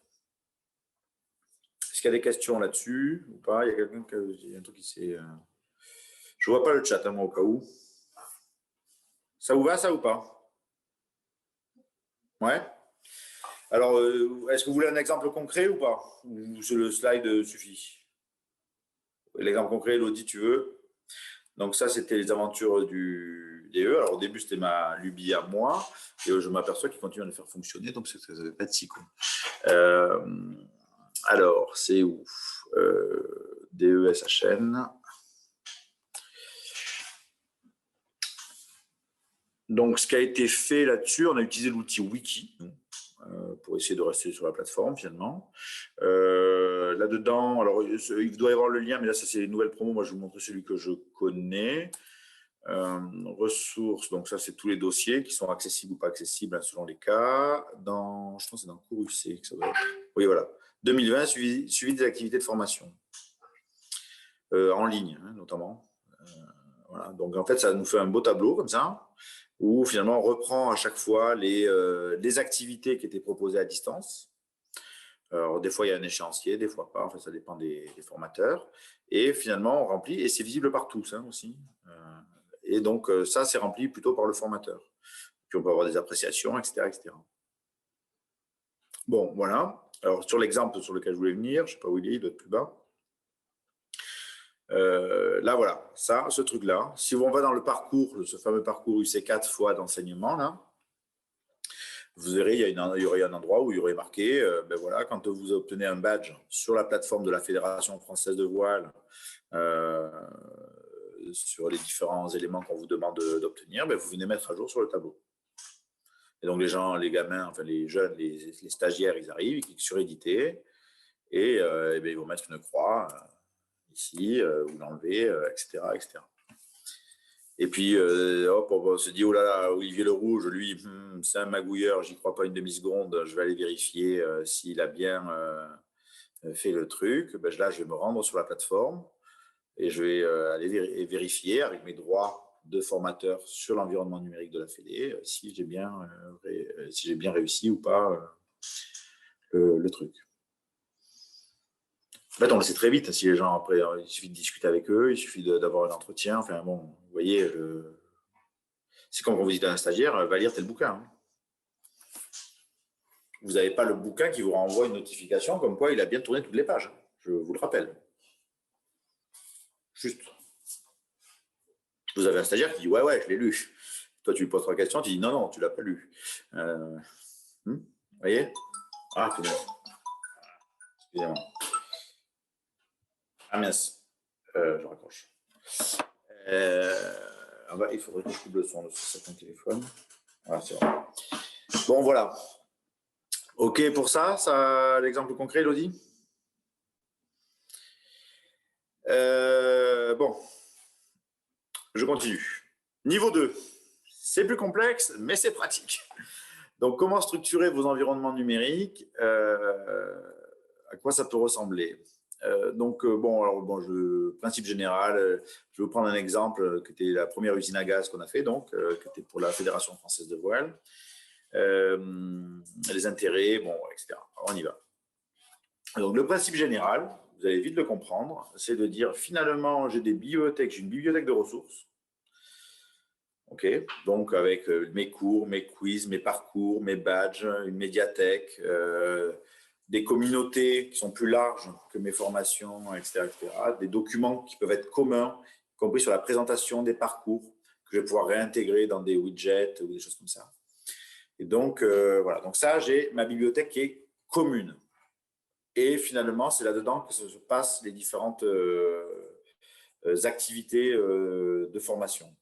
Donc, ça peut être la bibliothèque projet, ça peut être la bibliothèque entraînement, ça peut être la bibliothèque MOOC de tuteur, ou tutorat, ou etc. Okay. Et puis, autour de ça, j'ai finalement tout un tas de formations qui utilisent en fait les mêmes ressources, mais avec des publics qui sont différents. Et donc, des activités qui sont un peu spécifiques ou une identité qui est différente. C'est-à-dire que mon UC12 métier de la forme n'est pas tout à fait le même que mon UC12 golf. On n'a pas les mêmes publics. Hein. Je suis allé en jury golf, c'est pour ça que je dis ça. Ils sont plus tout jeunes, hein, les publics du golf. Hein. C'est pas. On coupera aussi cette partie-là, hein, Olivier. Bon, voilà, ok. Donc, l'idée, c'est que j'ai une bibliothèque qui est centrale, qui est gérée par une communauté d'experts sur un contenu X ou Y. Donc, le périmètre est toujours à définir. C'est le coût de la météo à l'ENV, par exemple. Vous voyez, donc, et puis derrière, j'ai des groupes où là, je vais avoir une cohérence pédagogique liée à un public. Donc, où je vais avoir plutôt l'animation, l'intervention, la mobilisation des ressources que j'ai dans la bibliothèque. Okay, donc, j'ai la formation 1, 2, 3, 4, 5, 6, 7, 8, qui s'appuie sur la bibliothèque centrale. Okay, chaque élément là est un espace d'activité. À minima. Ça va? Parce que je pourrais mettre le groupe des anciens de Sylvain, par exemple. Je n'ai pas compris cette partie-là, Olivier. Donc, vas-y. En fait, on a la bibliothèque de ressources communes, donc ça, géré par les experts, j'ai compris. Et après, chaque formation, c'est un espace d'activité. Oui. D'accord, c'est bon. En fait, là, tu as, sur la page, tu as 9 espaces d'activité différents. Un qui a une vocation plutôt de gestion des ressources et des activités de formation, des parcours types, en fait, tu vois, etc. Et un qui est lié au travail que je vais faire avec mon groupe et où je vais spécifier les choses. Là, j'ai mon BP Golf, là, la formation 7, mais par contre, il va s'appuyer sur le centre de ressources UC12 qui est géré collectivement. Tu vois, ou par les formateurs UC12. Ça va? J'ai un exemple concret après. Mais par contre, on y revient si tu ne comprends pas. Mais l'idée, c'est que du coup, en fait, le principe qu'il y a derrière, c'est la gestion des ressources et des individus. Plutôt que tout le monde refasse les mêmes trucs plus ou moins bien, autant s'appuyer sur des endroits où c'est plutôt bien pensé. Donc, ta bibliothèque de ressources communes, ça pourrait être le truc connaissance des publics. Tu vois. Donc, en fait, tes stagiaires, tu les inscris sur 2 espaces d'activité, l'espace de la bibliothèque des ressources communes et l'espace d'activité de la formation. Oui. Et là, finalement, ça leur fait un environnement numérique qui est probablement plus riche que celui qui serait proposé par le formateur. Donc, avec toi, tu peux dire, voilà, dans ton parcours que tu vas gérer dans ta formation ici, c'est-à-dire, moi, je veux que tu fasses le quiz 2, lire le cours 3, et faire ceci ou cela. Par contre, pour le faire, tu vas t'inscrire sur cet espace d'activité. Et donc, je te donne les liens après pour accéder aux différentes ressources. Et donc voilà, je donne ça. Et par contre, n'hésitez pas, si vous avez envie d'aller plus loin, à consulter l'ensemble des ressources mises à disposition du niveau 4, du niveau 3 ou du niveau 2, par exemple. Tu vois, c'est-à-dire que derrière, je peux serrer cet environnement par niveau de formation. Ça va, Elodie? OK. Alors, l'exemple, donc les premiers à avoir demandé ce genre de conneries, si Beauchamp m'attendait, il dit à Olivier, il faut que tu donnes un côté pro à tes interventions. Donc, je vais vous montrer finalement comment c'est fait. C'est-à-dire que là, donc c'est exactement sur la logique de ce qu'on a vu avant. Hein. Pourquoi? Parce qu'en fait, ils disaient non, nous, alors c'est des contextes un peu différents, mais quand même, il y a les mêmes préoccupations. C'est-à-dire que là, eux, ils disaient on veut maîtriser tout ce qui est la formation commune, en gros, des arbitres régionaux, nationaux, etc. Donc, ils passent tous par le filtre d'une formation à distance qui est sur la plateforme. Donc, on veut maîtriser les contenus, on veut maîtriser les parcours, on veut maîtriser les quiz. Parce qu'on est beaucoup sur du cours quiz, sur cette partie théorique là. Par contre, demande en dessous, donc au niveau régional, c'est de dire oui, mais nous, on veut bien, mais par contre, on veut pouvoir adapter, customiser, faire évoluer, retrouver nos stagiaires, pouvoir les suivre, etc., etc. Là, donc, premier réflexe, c'est de dire, bon, on va dupliquer, on va faire un espace et on le duplique 10 fois, 20 fois, avec chaque fois les différents quiz. Et puis un jour, on s'aperçoit qu'il y a une erreur dans un quiz. Ben là, il faut le corriger 20 fois. Ah, d'un coup, je vais mettre à jour une ressource, il faut la corriger 20 fois. La règle 12 a changé. Allez, c'est pareil, etc., etc. Donc, très, très chronophage. Évidemment, source d'erreur parce qu'on oublie des trucs. Et voilà. Donc là, on a imaginé à ce moment-là un modèle un peu différent. Donc, à quoi il ressemble, hein, au final, c'est une vingtaine d'espaces d'activité, je crois. Je pense qu'il y en a même quelques-uns en plus maintenant. Je suis allé pomper ça dans un article que j'avais fait il y a quelques temps. C'est 15... bon, voilà, bref, c'est des parcours de formation. C'est 40 heures de formation à distance, une soixantaine de cours, une cinquantaine de quiz, 8 badges qui balisent le truc. OK. Qu'est-ce que j'ai après? Oui. Alors, je vais vous le montrer quand même concrètement. Donc, c'est pensé en fait à partir d'un portail. Donc, il y a un portail d'entrée qui en plus est public. Hein. Vous pouvez... Ah oui, ça c'est l'article. Machin. Donc là, attendez, je vais aller dessus. Voilà. Donc en fait, c'est un portail qui est totalement public, hein, par rapport à ce que disait Morgane tout à l'heure. On y a accès sans login ni mot de passe. Il y a même je pense qu'on peut avoir même accès à des quiz et des ressources, je ne sais pas trop. Et puis je pense que des fois, ils sont un peu trompés dans la gestion des droits, mais n'empêche que ça fonctionne comme ça. Là-dedans, on a finalement derrière des différents publics. Donc ça, la formation régionale, c'est la formation initiale, puis la formation nationale, la formation continue, la formation internationale. Donc ça, c'est le point d'entrée.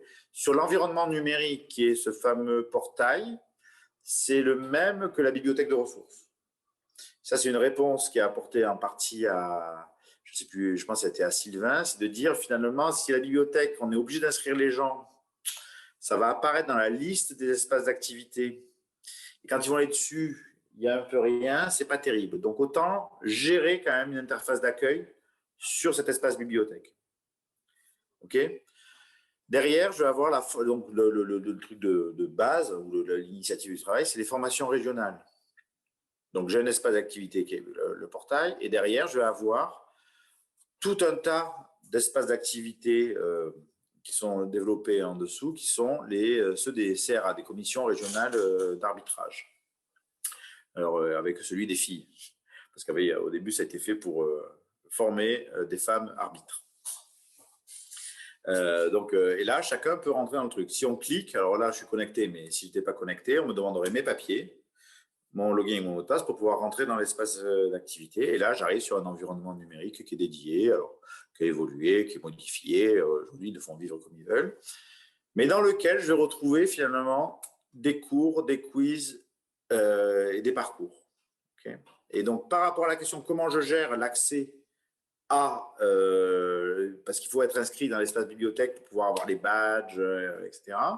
Ben, du coup, la première étape du parcours, c'est quoi? C'est de s'inscrire à l'espace d'activité de la bibliothèque. Donc là, ils avaient mis en bleu, ils ne l'ont pas mis en bleu, mais enfin voilà. Si je clique ici, pof, ça va m'inscrire automatiquement à l'espace bibliothèque. OK? Tac. Et puis ensuite, ça me donne accès. De toute façon, si je ne suis pas inscrit, je n'ai pas accès au parcours. Donc les gens, en général, ils cliquent là, ils disent ça ne marche pas, et puis ils vont lire les étapes précédentes. Pour tout le monde, hein, je veux dire. Voilà, et donc après, ils arrivent et puis ils ont leurs différents parcours de formation qu'ils peuvent suivre jusqu'au bout. L'intérêt du truc, c'est qu'aujourd'hui, si jamais il y a une erreur ou qu'ils changent une vidéo ou je ne sais pas, bon là, eux, ils n'ont rien rajouté, donc je ne suis pas sur le bon truc, je vais retourner sur le portail. Là, j'ai l'ensemble des ressources. Il faut modifier une ressource. Je ne sais pas, je modifie un parcours, par exemple, celui-là, bref, si je le modifie, si je le corrige, ou si je rajoute, je dis, ouais, il est trop épuré, celui-là, il faut rajouter des éléments, ou je ne sais pas trop quoi, il rajoute des éléments à l'intérieur, et voilà. Et ça va se corriger partout. Ça va? Oui, non? J'avais une question, Olivier, c'était pour savoir si tu as des chiffres un peu par rapport au CREFS qui utilise cette bibliothèque commune interformation avec plusieurs formations. Oh, à mon avis, il n'y a pas grand monde. Hein. Encore. Denis, il connaît, c'est 0. Aujourd'hui, là, on en est au début. Là, c'est un peu la tendance, mais non. C'est comment on va gérer ces trucs-là. Ça renvoie au préoccupations. Mais non, Aujourd'hui, chacun fait son truc dans son coin, comme on a l'habitude de faire d'habitude. Après, il y a des échanges qui se font, qui s'opèrent. Nico, il bosse en partie avec l'ENV sur des contenus X ou Y. On peut dealer des parcours les uns avec les autres en disant hey, moi j'ai bossé là-dessus, je ne l'ai pas trop, toi tu l'as, file-moi-le et moi je te file celui-là. Enfin, etc. Après, tu as tout le jeu pédagogique qui peut aller, enfin le jeu des formateurs qui peut aller là-dessus. Donc il y a des gens qui font des choses, oui. Après, aujourd'hui, dans la logique, c'est pas ce qui est normal. Hein. Finalement, le seul qui fonctionne beaucoup comme ça, c'est ce que toi, tu as développé sur le NV, Olivier. Et puis, le MOOC des évaluateurs qui fonctionne comme ça, qui fonctionne complètement comme ça, d'ailleurs. Oui, qui fonctionne complètement comme ça. Mais on a des duplications qui étaient plus larges, en fait, sur le MOOC des évaluateurs. Oui. Donc, bon, bref, c'est un autre sujet. Mais effectivement, c'était un des premiers, d'ailleurs. Oui, une bibliothèque des ressources avec des espaces autour en région. Qui gravitent, ouais. Et Olivier, moi j'aurais une question parce que là, ça y est, tu m'expliques complètement avec ce truc-là. Parce que je vois bien sur le Krebs-PACA, on a plusieurs sites et notamment il y a des BP APT sur chacun des sites. On a la même chose sur la natation. Et puis il y a toujours ce serpent de mer entre collègues de se dire mais pourquoi on n'arrive pas à faire des UC1 et 2 communes? Donc finalement, il y a quand même un coup à jouer là-dessus où au moins on a cette bibliothèque centrale. Et après, chaque cordeau, chaque formateur peut décider de se dire allez, sur ces contenus-là, ils sont déjà développés, je peux y aller. La question, c'est en termes de gestion des inscriptions, si on veut ouvrir au-delà. C'est-à-dire que si je veux que les autres formateurs, les autres cordeaux puissent s'inscrire automatiquement, mais que ce ne soit pas le cas pour des stagiaires. Est-ce que là, il y a des paramètres qui sont jouables? Est-ce que c'est en passant par les rôles? Ça, jusque-là, alors après tu me corriges pour être sûr que j'ai bien compris. Aujourd'hui, on est plutôt dans de la bidouille là-dessus. Hein. Honnêtement, ce qu'on met sur la page d'accueil à chaque fois, tu le sais, c'est le lien d'inscription publique. Donc, même si les gens commencent à s'amuser à partager ce lien sur Internet, ça veut dire que tout le monde va pouvoir s'inscrire effectivement comme ils veulent sur nos superbes espaces, UC1, 2, 3, 4, etc. Bon, on se dit que le jour où on en est là, on a des soucis de riches, quoi, tu vois. Le jour où t'es piraté, t'es quand même content. Donc, c'est flatteur pour un formateur d'être piraté. Donc voilà. Parce que là, par exemple, quand on a troqué avec le NV sur le MOOC météo, il était troqué uniquement pour des parcours complets du DEGEPS. Donc, lien d'inscription publique, OK, ils ont le lien. Sauf que tous ceux qui étaient en parcours partiel, qui étaient allégés, donc qui n'avaient pas à suivre ce contenu-là, qui n'avaient pas payé leur formation pour ça, eux, ils ont aussi récupéré le lien, les kikis, et forcément, ils sont tous inscrits. Chez toi, tu veux dire chez toi, Nico. Les mecs sur le MOOC Météo Marine, ouais, des gars de chez donc les mecs de la plongée ont récupéré le lien, etc. Bon, mais ça, par contre, c'est assez simple à gérer. Pour le coup, alors, ils peuvent récupérer le lien s'ils se le communiquent entre eux. Ça, c'est vrai. Mais en même temps, si par contre, tu le gères avec ton interface d'accueil, là, ici. Là, passons là. Attends, je vais aller chez les voileux, là, par exemple. Hop. Que tu dis, ouais, le mec qui est en UC1 et 2, moi, j'ai pas du tout envie qu'il ait accès à ce lien-là, ou en tout cas, il va pas l'avoir naturellement, tu vois.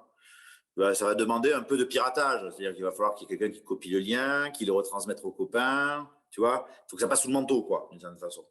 Ça, de toute façon, c'est compliqué à enlever. Bon. Par contre, ici, je peux gérer, déjà, le premier truc, c'est que je peux gérer le mec qui n'est pas en UC4. Là, j'ai mes stagiaires, paramètres avancés. Donc là, le choix, il est que tout le monde puisse voir tout. Mais je pourrais dire que là, j'ai que les stagiaires UC3 qui voient cet onglet-là. Si je décoche ça, là, il n'y a plus que les stagiaires qui sont inscrits dans l'UC3 qui le voient. Si je partage sur cet onglet-là le lien vers la ressource, déjà, c'est que les gens qui ont accès à cette page qui pourront le voir. Ça va ? Deuxième élément, c'est la question des annonces. C'est là où, à un moment donné, plutôt que d'avoir une annonce globale pour la promo, peut-être qu'il faut avoir les référents de chacune des UC ou des trucs qui le gèrent, eux, en direct. Donc là, si tu regardes dans l'organisation qu'on avait ici, On a les annonces UC1, les annonces UC2, les annonces UC3, enfin, annonces UC1, 2, évidemment, annonces UC3 et annonces UC4. Donc, quand j'envoie l'annonce, là aussi, c'est que les gens qui sont inscrits dans l'UC3 qui vont recevoir les annonces de l'UC3. Donc ça, c'est une première façon de limiter. Ensuite, si Claire, en face à la météo, elle dit « Ouais, ok, on fonctionne comme ça me va bien ». Elle met maintenant, par contre, je ne vais pas mettre une inscription publique ouverte totalement. Je vais mettre inscription publique, mais avec validation des inscriptions. Donc, je vais dans Paramètres, Information générale, et là, je vais dire inscription publique avec validation des inscriptions. Et on va dire, les inscriptions, elles sont les mecs de l'UC3, ils doivent s'inscrire entre le 12 avril et le 17 avril. Et on dit, de toute façon, l'accès au cours, vous l'aurez à partir du 18 avril.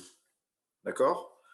Ben là, finalement, je règle le problème. Je vais me retrouver avec mon dossier ici, utilisateur, avec les mecs en attente. Voilà, il n'y en a pas, évidemment. Et là, hop, je les valide, je compare les deux listes, et puis c'est réglé, quoi. Alors, ça demande de la manip. Un peu de manip, mais ça c'est une façon d'envisager le truc. Ça répond, Nico, ou pas? Ouais, carrément. Bah, j'avais pas encore cette gymnastique d'esprit. Ouais, oui, bien sûr, t'es jeune. Puis si toi, tu commences à avoir des enfants, tout ça, tu vas être crevé. Après, tu verras, on perd. Pour ça, c'est génial. Voilà. OK. Olivier, j'ai une question. Moi, je voyais plus la bibliothèque comme une base de ressources réservée aux formateurs pour revenir à la question de… Mais oui, mais parce que toi, tu ne veux pas comprendre. Toi, tu veux faire des copies, toi. Toi, ça te plaît de copier, coller, importer, exporter, etc. Non. Non, mais parce qu'on en avait déjà discuté de cette problématique avec Denis. Il m'avait expliqué un peu la bibliothèque, mais par rapport à ce que tu viens de dire, je me dis, est-ce qu'il y a plusieurs formes de bibliothèque? Oui, non, mais bien sûr. Moi, j'étais plus dans une forme de bibliothèque où tu stockes tout et tu n'as pas besoin de recréer l'espace d'activité des formations derrière. Oui. Moi, je suis pour qu'on diminue le plus possible les espaces d'activité. Sur le MOOC tuteur, enfin le MOOC, le cours tuteur, pour moi, on inscrit les gens sur l'espace tuteur. Et après, des gens qui veulent faire un suivi particulier de leurs stagiaires, soit ils le font dans leur espace formation, d'un côté, avec du déclaratif, etc., en te demandant des droits de formateur sur ton espace à toi pour qu'ils aient un accès au suivi avec un onglet développé sur le sujet, et puis ils le traitent, et ça se traite comme ça. Sachant que par expérience, les gens, ils veulent suivre qu'au début. Si tu veux, c'est une excitation, c'est comme les téléphones, on veut qu'ils aient tous des fonctionnalités de malade, et à la fin, en fait, on va sur Facebook, Instagram, et on envoie des SMS, hein, c'est tout ce qu'on fait. Tu vois, et de temps en temps, on fait une petite vidéo histoire de se faire plaisir, tu vois. Mais concrètement, c'est ça. Donc là, tu veux, c'est l'histoire de l'attente et des besoins. L'attente affirmée, c'est je veux pouvoir faire tout le suivi possible et imaginable. Et le besoin, il n'est pas trop là-dessus. Si je reprends les arbitres, au début, c'était une exigence folle là-dessus. Et après, plus ça allait, moins plus ils s'en foutaient, en fait. Ils allaient voir les badges et puis après, ils discutaient avec les gens en disant t'as quel problème, sur quelle question. Ou alors, ils allaient consulter un quiz en disant mais c'est quoi les difficultés qu'ils ont sur ce quiz-là. Et après, ils faisaient une intervention en lien avec les difficultés repérées sur le quiz, tu vois. Par contre, le gros avantage de ça, parce que ce qu'il y a derrière, en fait, c'est que dès que tu dupliques, ce qu'il faut bien comprendre, c'est que dès qu'on duplique, déjà, ça coûte plus cher parce qu'on prend du stockage. Alors, ça dépend de ce qu'on stocke, hein, si c'est des vidéos ou des choses comme ça. Mais surtout, quand on duplique, la mise à jour est très, très compliquée. Et ça, là, Denis, lui, il se casse les dents sur les duplications de tous les espaces d'activité.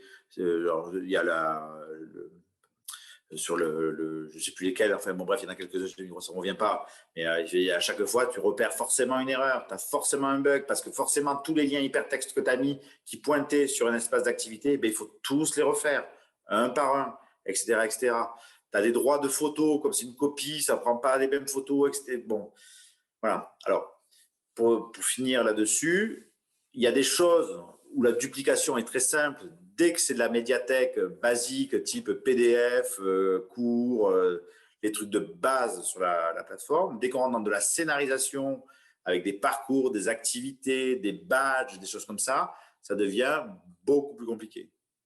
Et si je vous ramène à la notion de badge de compétences, c'est étonnant d'avoir dans 15 espaces d'activités différents, 15 fois le même badge, en fait. Une compétence, elle n'est pas… Voilà. Ce qui, après, vous emballez pas sur les critiques là-dessus, je les connais et je suis globalement d'accord. Mais voilà. Mais donc, l'idée, c'est plutôt de se dire comment je pense le système pour déplacer mes stagiaires qui utilisent les différentes ressources plutôt que moi de passer mon temps à faire des copies de ressources. Et donc, ensuite, c'est la présentation de l'espace, etc. Ça va, Sylvain?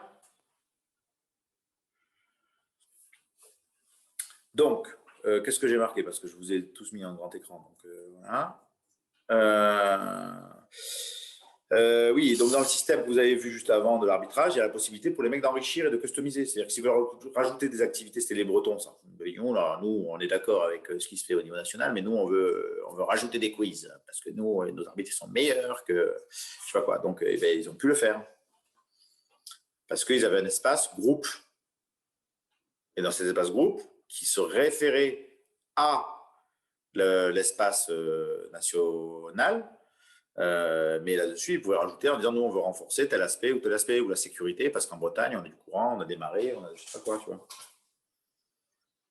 Ça va? Donc, c'est un gros intérêt. Mais le premier intérêt, c'est la mise à jour des systèmes. Après, si vous pensez au lycée ou au collège, hein, on déplace les stagiaires, les élèves de salle en salle. Et ça, c'est la même idée. Ça va, Juliette? Ça t'intéresse, Juliette? Tu suis le truc ou pas? Bien sûr. Non, parce qu'elle est derrière moi, j'ai l'impression qu'elle fait autre chose, mais comme tous les profs. Alors, mais non, je plaisante. Alors, comment gérer les droits et les accès? Donc, le principe du portail, du point d'entrée. Et ensuite, je gère mes contenus dans mes ressources en fonction des publics qui peuvent consulter. OK? Donc, certaines ressources, c'est pour les anonymes, d'autres, c'est que pour les gens qui sont déjà arbitres national, par exemple, ou qui ont déjà validé tel truc, etc. etc. Et je gère comme ça. Oui, ce que je n'ai pas dit, c'est que dans le modèle, ça c'est pour Nico, ça va le brancher, c'est que finalement, ceux qui gèrent les inscriptions, là, c'est les CRA, dans mon modèle, dans mon schéma ici, là-dedans. Je suis CRA. Le gars, il ne va pas sur le portail. Hein. Je l'inscris sur mon espace d'activité en tant que CRA. Je lui fais créer des comptes, je lui fais le lien d'inscription publique ou quelque chose comme ça. Oui, mais ça, je ne voulais pas montrer d'ailleurs. Bon, ça vous intéresse ou pas? Ouais. Donc là, si je suis ça, espace formateur. Donc l'inscription, donc ça c'est pour qu'ils inscrivent leurs stagiaires. Il se fait en 3 étapes. Pour inscrire, donc ça c'est je suis CRA Occitanie.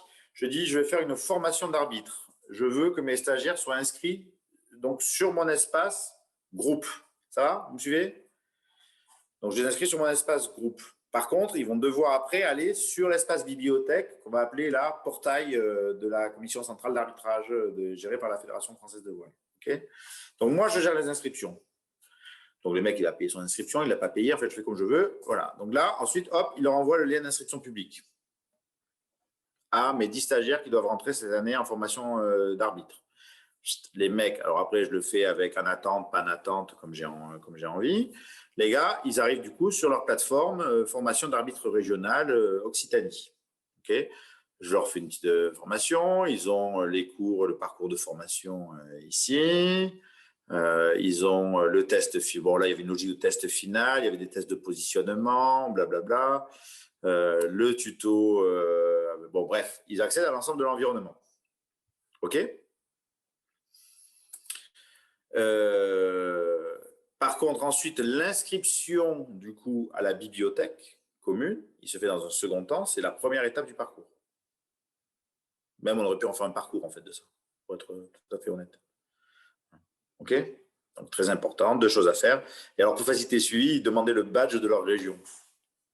Ils avaient leur cocarde. Bon, bref, c'était pour les logiques de suivi au début. Ça va? Donc, c'est comme ça que ça se passe. C'est-à-dire que, voilà, et le formateur, il gère son business comme il a envie. Et ensuite, si lui, il a envie de communiquer avec eux, il a son propre outil annonce. Donc, il va communiquer avec ses stagiaires, avec son annonce de la région Occitanie, qu'il a ici. Alors là, chez les filles, ce n'est pas utilisé. Ah si. 13 février 2020, il y a eu un petit message, mais il ne fonctionne pas avec ça. Mais dans l'idée, ça pouvait être une modalité possible. Ça va? Ça va, Sylvain, ou pas? Ouais, je suis en train de faire un peu la comparaison dans ma tête. Je me transpose dans un CREPS. Je me dis qu'un peu la formation d'Occitanie chez les arbitres, c'est un peu une formation locale qui est intégrée dans une banque plus générale, la banque des arbitres nationaux, qui correspond à la bibliothèque d'un CREPS. Oui, oui, c'est ça. Ça peut être ça l'idée, ou c'est même l'idée qu'à des moments, tu peux avoir des parties communes interformation, c'est-à-dire que le plongeur et le golfeur, ils font quand même la même chose sur Lucien et 2. C'est un peu comme ça qu'il a pensé d'ailleurs, Nico. Quand tu regardes la manière dont c'est construit, c'est d'après les articles que j'ai lus et de ce que j'ai entendu dire. Donc il y a une partie connaissance qui est commune, et après tu as un coaching individualisé qui est lié à une discipline. Tu vois. Donc on peut repartir sur des idées de cours magistraux finalement communs et transversaux. Ouais. Qu'on manage sur les domaines de connaissances plutôt, même si là-dedans on va mettre de l'évaluation par les pairs ou ce qu'on veut, tu vois, sur des sessions de formation. Ça va, tu me suis? Alors, je reviens à mon petit diaporama. Bon, bref, donc l'intérêt, vous avez compris, c'est que ça permet de gérer les ressources plus facilement, et par contre, ça ramène un petit peu de complexité dans la circulation des stagiaires. Sur les droits, donc voilà, bon, bref, je vous l'ai déjà expliqué, donc de règles, il faut être inscrit sur l'espace de formation. Les droits d'accès sont donnés au niveau local par le Cordo, la CRA, le CREPS. Voilà, ça serait un peu notre histoire de module mutualisé, ça. Hein. C'est-à-dire que les gens, nous, on inscrit des stagiaires sur la plateforme e-learning du RNSPF via le CREPS de Montpellier, et après, on leur donne le lien pour aller sur le module évaluation dans le projet fait par Nico, qui est mutualisé. D'accord?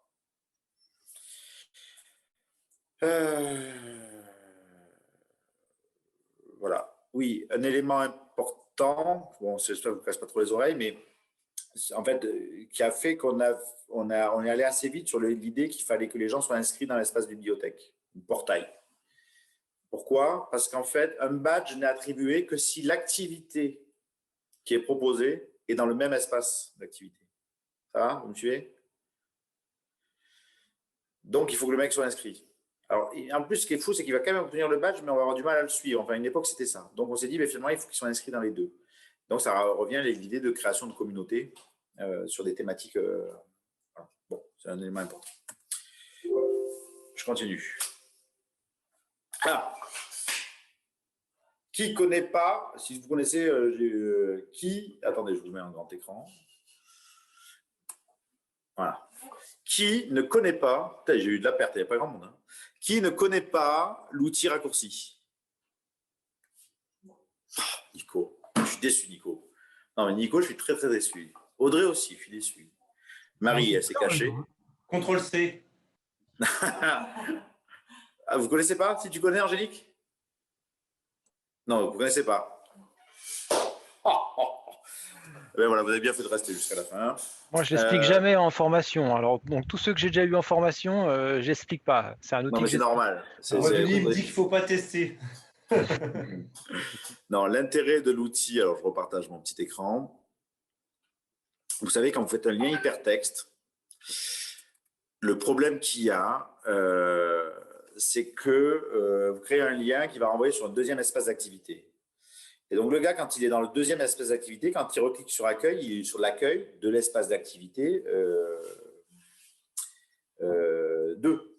Ça va? Ouais, non?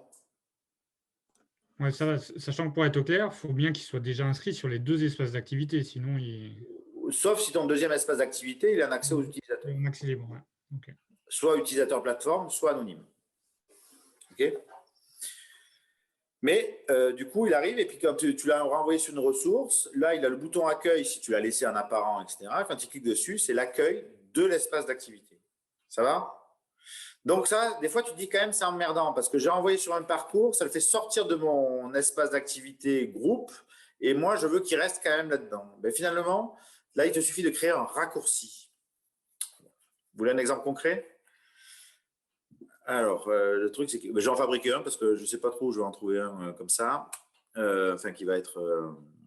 alors attendez, je vais aller chez moi. Là, je suis où? Chez les sportifs de haut niveau. On va pas aller chez les sportifs de haut niveau.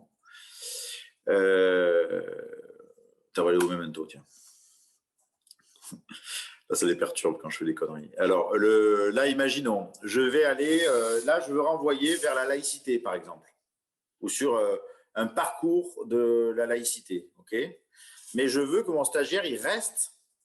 Je vais faire là-dedans. Je vais faire dans un widget ici. Voilà. Hop. Mais je veux que mon stagiaire, quand il va être dessus, je veux qu'il reste, quand même, quand il va recliquer sur l'accueil, il reste sur l'espace des Memento. Ça va? Vous me suivez ou pas?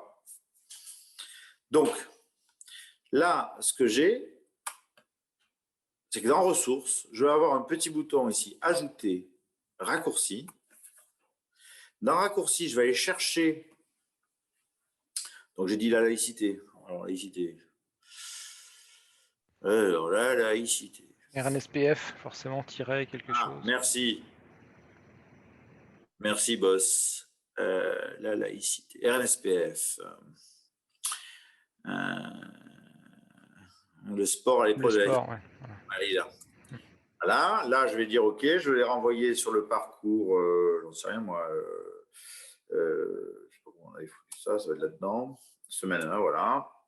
Et je vais les renvoyer sur ce parcours-là. Ou je peux les renvoyer sur ce quiz-là, par exemple. OK? Donc là, je fais ajouter. Pof. Et il m'a créé un raccourci. Et vous allez voir, si tout se passe comme prévu, quand je vais cliquer là-dessus, ça m'ouvre le parcours sur la laïcité, mais dans le fil d'Ariane, je suis toujours dans le crêpe de Montpellier Memento. Et si je clique sur la page d'accueil, je reviens sur la page d'accueil des Memento. Alors que le parcours, il est dans l'espace laïcité. Ce qui veut dire que ça, c'est une bonne façon aussi de gérer l'accès à des bibliothèques de ressources sans pour autant faire des copies. Et tout en facilitant la navigation pour les utilisateurs, en épurant la navigation. Ouais, vas-y Nico. On peut faire un raccourci sur tout un espace d'activité? Non, c'est tout le truc. Par contre, tu peux faire un raccourci sur un lien hypertexte que tu as créé dans l'espace d'activité à côté. Et là, je voyais que tu avais l'air de pouvoir cocher 2 éléments dans le raccourci. C'est pas normal. Okay. Enfin, ou alors c'est nouveau. Jusqu'à il y a une semaine, ce n'était pas possible. J'ai montré ça à je ne sais pas qui il n'y a pas longtemps et c'est pas possible. Et l'autre truc que tu ne peux pas faire, c'est que tu ne peux pas faire un raccourci. Oui, c'est ça, c'était pour nos histoires de personnel administratif, tu sais, de l'environnement numérique administratif. Tu ne peux pas faire un raccourci vers un dossier.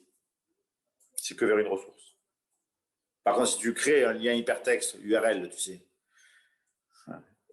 qui fait lui le lien vers un dossier, enfin bon, après, tu as toutes les bidouilles possibles et imaginables. Ça va? Et ça, c'est juste top comme outil. Donc, la référence à la bibliothèque, si la bibliothèque elle a un accès qu'aux utilisateurs, c'est une façon de gérer le truc. Ça va? Alors, je vais leur supprimer le bazar quand même, ils ne vont pas être contents sinon. Ça, c'est bon, hein, nous les stagiaires, ils s'en plaignaient parce que quand on ouvrait une semaine FOID où ils avaient accès à des espaces d'activité pour des assurances, de la gestion de projet, de la réglementation, ils disaient, moi, rapidement, ça m'ouvre tellement de pages que je ne sais plus où j'en suis, je ne retrouve plus. Exactement. Revenir. Donc, ouais, alors, une autre façon de voir les choses, là, qui peut être aussi un élément, enfin, pour pareil sur l'ergonomie des systèmes, c'est que l'environnement bibliothèque, tu fais en sorte qu'il n'ait pas la barre d'outils sur le côté, ni le fil Ariane. OK? Donc ça se gère dans les paramètres et dans l'affichage. Donc là, en l'occurrence, tu vois, par exemple, on va cacher le fil d'Ariane. Je ne sais plus pour quelle raison exactement, mais voilà. Ensuite, tu peux cacher le menu outils. Donc ça, menu outils, c'est ça. Donc ce qui fait qu'en fait, ça s'ouvre de façon très, très épurée. Tu n'as que la ressource qui s'ouvre. Qui permet d'éviter l'erreur. Tu veux, peut-être j'ai cliqué là, mais je ne suis pas au bon endroit, etc. etc. Ça s'ouvre, ça ne s'appelle plus des pop-up, mais c'est une forme de pop-up finalement. Alors après, tu le fais ouvrir en remplacement de la page ou dans un onglet à côté. Et là, tu varies les plaisirs selon ce que tu as envie de faire. Ça va, Nico, ou pas? Ouais.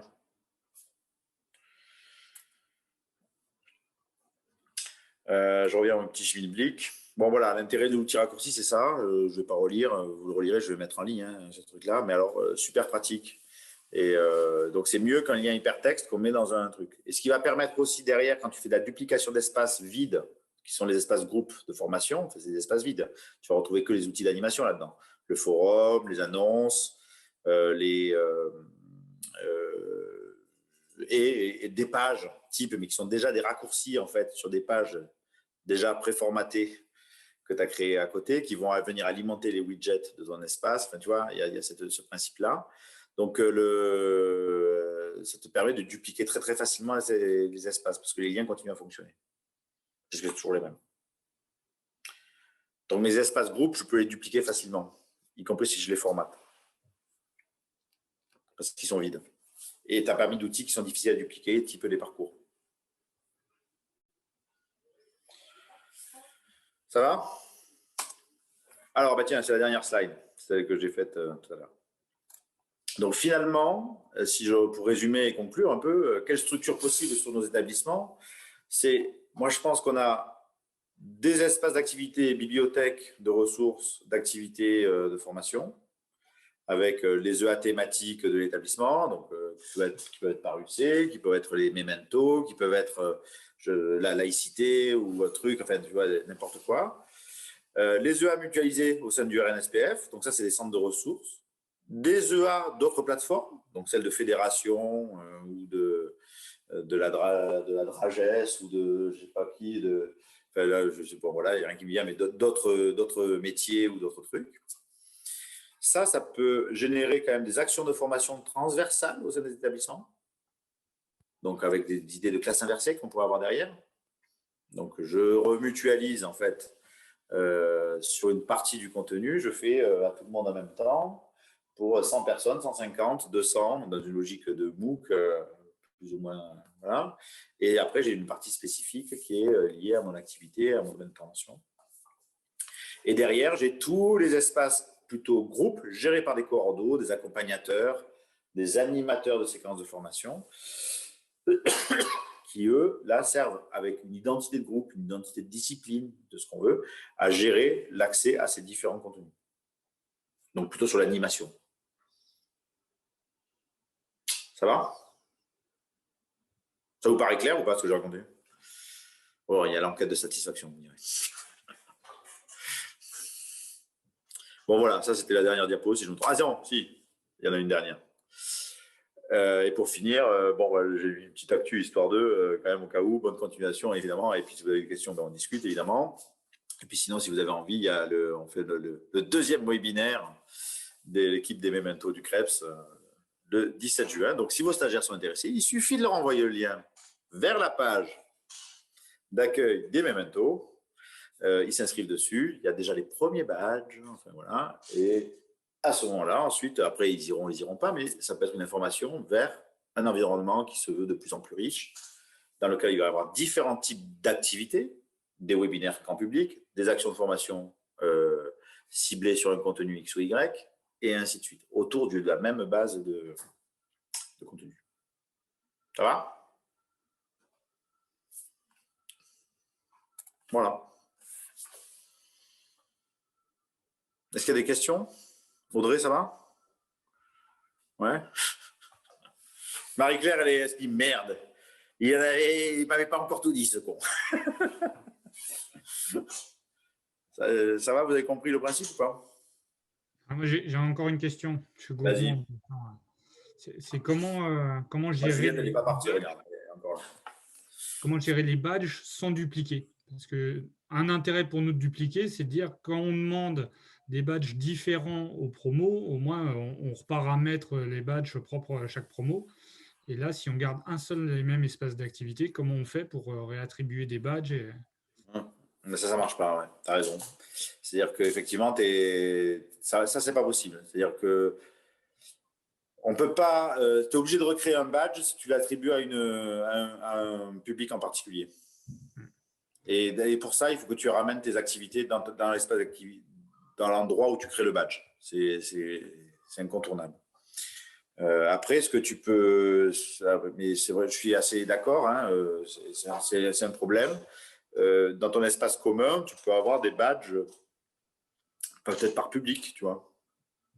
Je veux dire que dans le même espace d'activité, tu peux avoir 30 badges finalement. Et avec une dizaine qui auraient à peu près le même nom, sauf qu'ils sont ciblés par le plongée, je sais pas quoi, plongée, je sais pas quoi, et plongée, je sais pas quoi, tu vois. Ouais, c'est vrai que ça, c'était le souci, c'est-à-dire que sur une promo, par exemple, on duplique l'espace d'activité communication de groupe. Et puis, sur 2DE, on leur demande 3 tâches pour obtenir un badge, mais sur leur BP, on leur demande qu'une seule tâche. Oui, mais c'est pas. Du coup, si on leur envoie à l'idée des badges de compétences que défend notre ami Pascal Choteau depuis des années, c'est pas la même compétence qui est développée. Donc, tu as 2 badges différents. Il y a 2 badges différents, mais dans le paramétrage, ça veut dire qu'il y en a, ceux qui doivent faire les 3 tâches, à partir du moment où ils en ont fait qu'une, ça leur attribue quand même le badge des autres. Oui. Là, sur l'arbitrage, tu vas voir, il y a un truc qui est hallucinant sur l'arbitrage, qui est top. Ça peut amener un élément de réponse à ton truc. Je suis sur le portail là ou pas? Non.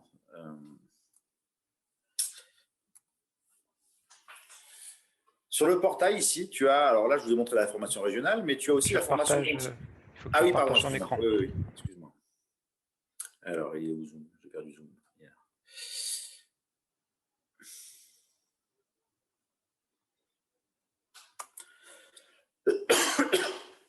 Donc là, je suis sur le fameux portail, et en même temps, tu as un truc qui est formation continue. L'idée, c'était de dire, alors, il y a un forum aussi, enfin bon. L'idée, c'était de dire, finalement, les gens, ils ont besoin de réviser les règles à des moments. Tu vois, ils ont besoin des règles de course, ils ont besoin, tu vois, ça fait, il y a eu 3 mois sans régate, ils disent, punaise, allez, je vais me remettre un peu dans le coup, je vais me refaire les quiz sur le truc. Mais l'entrée, du coup, elle n'est pas par des parcours, elle est par le questionnaire ou par la ressource. Okay, donc, finalement, ce qu'elles ont fait, c'est qu'elles ont dit, alors, je ne sais pas, je vais prendre celui-là, formation continue, comité de course. Voilà, tu as. Alors là, ils ont redistribué dans les parcours. Mais bon, ça a changé, mais sinon, elle te dit, ben voilà, tu vas aller te refaire les différents parcours. Mais ça reste toujours les mêmes. Sauf qu'en fait, ils sont avec une entrée différente. Et là, quand même, tu te retrouves avec de nouveau l'obtention du badge avant la régate. Ce qui s'était passé, c'est qu'à des moments, l'entrée, elle se faisait qu'au travers du quiz. Donc, les mecs, ils faisaient les quiz comme ça pour s'amuser, sans savoir qu'ils allaient chercher des badges. Et comme c'est toujours le même quiz, finalement, ils obtenaient des badges malgré eux. Ça va, tu me suis? Donc, sur la même ressource, tu peux aller chercher des trucs différents. Si je prends maintenant sur l'histoire des mementos, là, même, je trouve que par rapport au module d'auto-formation dont on parlait, le schéma, etc., en fait, on est en train de le faire évoluer. C'est-à-dire que là, j'ai plutôt de la ressource. Donc là, j'ai la liste des mementos. Là, j'ai des émissions de radio. Là, j'ai une médiathèque dans laquelle je réintègre des contenus, d'autres contenus, finalement, des espaces communautaires. Bon, pour l'instant, on n'a pas cherché à le faire fonctionner. Et après, j'ai le truc quiz et badge. Mais je n'ai pas de parcours jusque-là, tu as vu? Finalement, l'entrée, elle se fait même que par le badge. Les bases de la communication entraîneur sportif, si je clique dessus, hop, je vais aller cliquer sur le machin. Alors là, pour l'instant, c'est un cours, un quiz, enfin, c'est du basique de basique. Ça devrait évoluer progressivement. Et hop, ça te renvoie sur le quiz en question ou le contenu en question ou ce que tu as à faire. C'est-à-dire que d'un coup, on est en train de quitter, d'une certaine façon là-dedans, la question du parcours. Le parcours, on va le réintégrer le jour où on a une séquence de formation, donc on a une animation pédagogique à faire.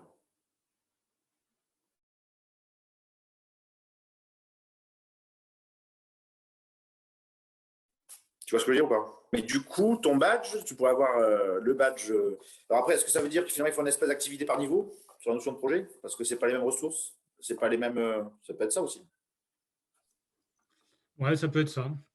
Ça peut être ça. Là, en fait, on ne trouvait pas, on se disait, si on ne duplique pas, on se retrouve avec ceux qui doivent faire 3 tâches. À partir du moment où ils en ont fait une, ils obtiennent le badge et puis après, ils sont tout contents. Ils peuvent aller dans le tableau, c'est ce que tu disais, ils vont dans le tableau et ils cochent, j'ai bien obtenu mon badge, alors qu'ils ont réalisé qu'une tâche sur les 3 demandées. Oui, mais parce que là, du coup, tu as le badge communication niveau 1 et tu vas avoir le badge communication niveau 2 ou niveau DE.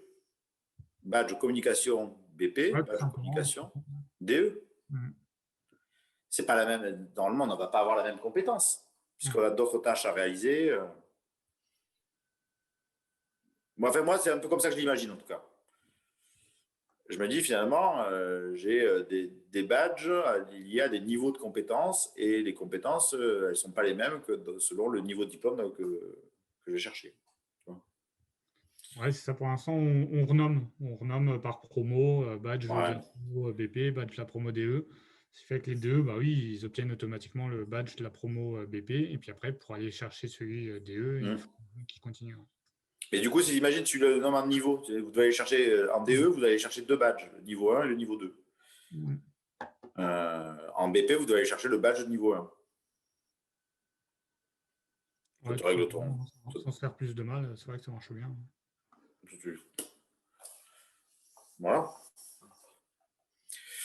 Voilà, alors après, est-ce que je sépare en 2 espaces d'activité le niveau 4, le niveau 5 ou l'inverse? Enfin, je m'y perds dans les ordres maintenant. Le niveau 3, je ne sais pas. Mais tu vois, moi, je trouve que c'est une façon de le régler. Et je te dis, j'ai la petite voix de Pascal qui dirait, putain, les gars, c'est pas la même compétence. Aujourd'hui, on valide des compétences. La compétence BP communication n'est pas la même que, ou si c'est la même, ben, dans ce cas-là, c'est le même badge. Et donc, c'est les mêmes activités qui servent à la valider. Tu vois? C'est ce qu'on va nous dire sur les trucs de bloc de compétences.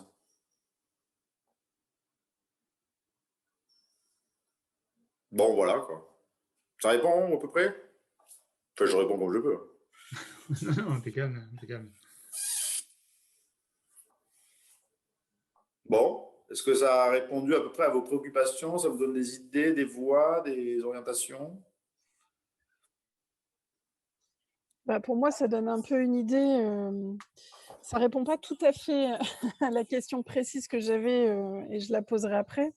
Mais ça donne justement une idée d'organisation un peu nouvelle et puis aussi dans un souci de Calliope avec forcément des éléments qui sont les mêmes pour toutes les formations, qu'on soit DE, DES ou BP ou CPGEPS. Mais il faut que je remette tout en ordre dans ma petite tête, en fait. Je pense qu'il faut que je réécoute. C'était très, très riche. Moi, quand même, il y a une question parce que on s'est tous engouffrés, enfin tous, certains à Wattignies, on s'est engouffrés dans la création d'un espace d'activité pour l'année 2020-2021.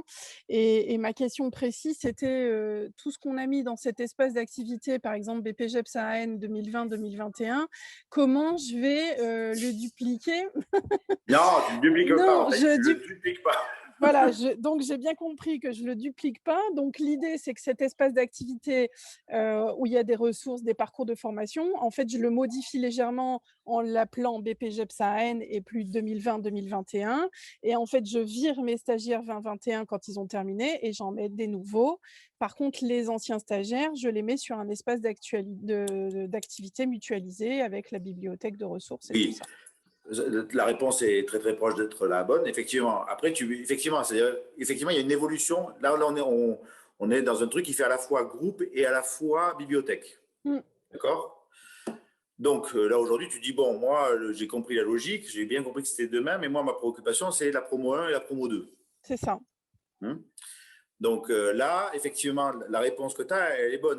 La première truc, c'est de dire mon environnement numérique, il doit être configuré pour accueillir toutes les promos. Donc, ma page d'accueil de mon environnement numérique, elle est liée à cette structure, à cette présentation-là. Bienvenue sur l'environnement numérique du BP, je ne sais pas quoi, et tatati, tatata. Et là-dedans, par contre, derrière, j'ai mes utilisateurs avec mes profils et je vais avoir les pages de la promo 1 et les pages de la promo 2, par exemple.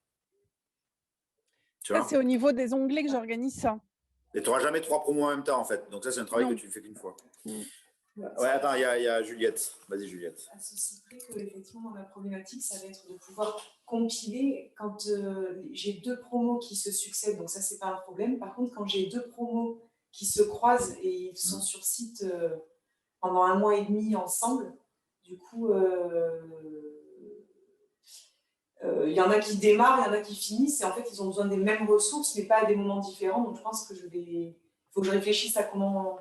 Alors, une des clés là-dessus, mais ça demande un peu du boulot. Mais c'est vrai qu'en même temps, vous aurez imposé ça au début, vous aurez dit, écoute, vous êtes gentils les gars, mais on n'a pas le temps, on est à la rue, on gère le Covid.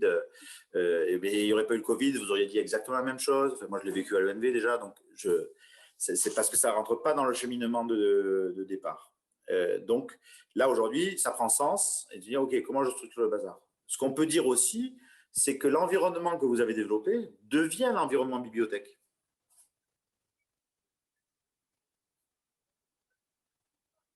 Ça devient le centre de ressources de la formation. Ça devient la bibliothèque des BP nautisme ou je ne sais pas quoi. Des trucs qui sont spécifiques à ça. Alors après, est-ce qu'on rassemble, on réunit, on crée avec les copains, on fait d'un environnement, on en fait deux, etc. Et par contre, je profite de l'occasion pour fabriquer l'environnement numérique de mon premier groupe qui sera la promo 2 en fait. D'accord. Ouais. Et après, je peux en avoir deux. C'est-à-dire que je jongle. En fait, j'ai la promo 1 et la promo 2 qui gravitent autour de cette bibliothèque spécifique à mon activité de coordo. Et du coup, je vais repointer sur l'un et sur l'autre. Et je rentre mes stagiaires comme ça en jonglant avec les deux. D'accord. Quand la 1 est finie, paf, je sors. Ça, tu vas se le dire, Juliette, ou pas? Oui. Ouais. Les bons élèves à côté. Ouais, Marie-Claire. En fait, nous, on a deux formations. On a les VMS, les voiles multisupports et les croisières pour le BP voile. Et déjà, moi, je jongle parce que quand je t'avais posé la question, est-ce que je duplique pour l'année prochaine ou pas? Tu m'avais déjà répondu non. Et en fait, je l'ai expérimenté en utilisant deux formations différentes. Ouais, il est vache avec moi, c'est d'entrée, là, paf. Et du coup, en utilisant les deux formations, parce qu'il y a vraiment deux communications différentes, je me dis, c'est exactement la même chose avec 2 années différentes. Et en fait, ça, au départ, j'ai un peu flippé, sachant que moi, je débarque aussi sur la coordo de formation.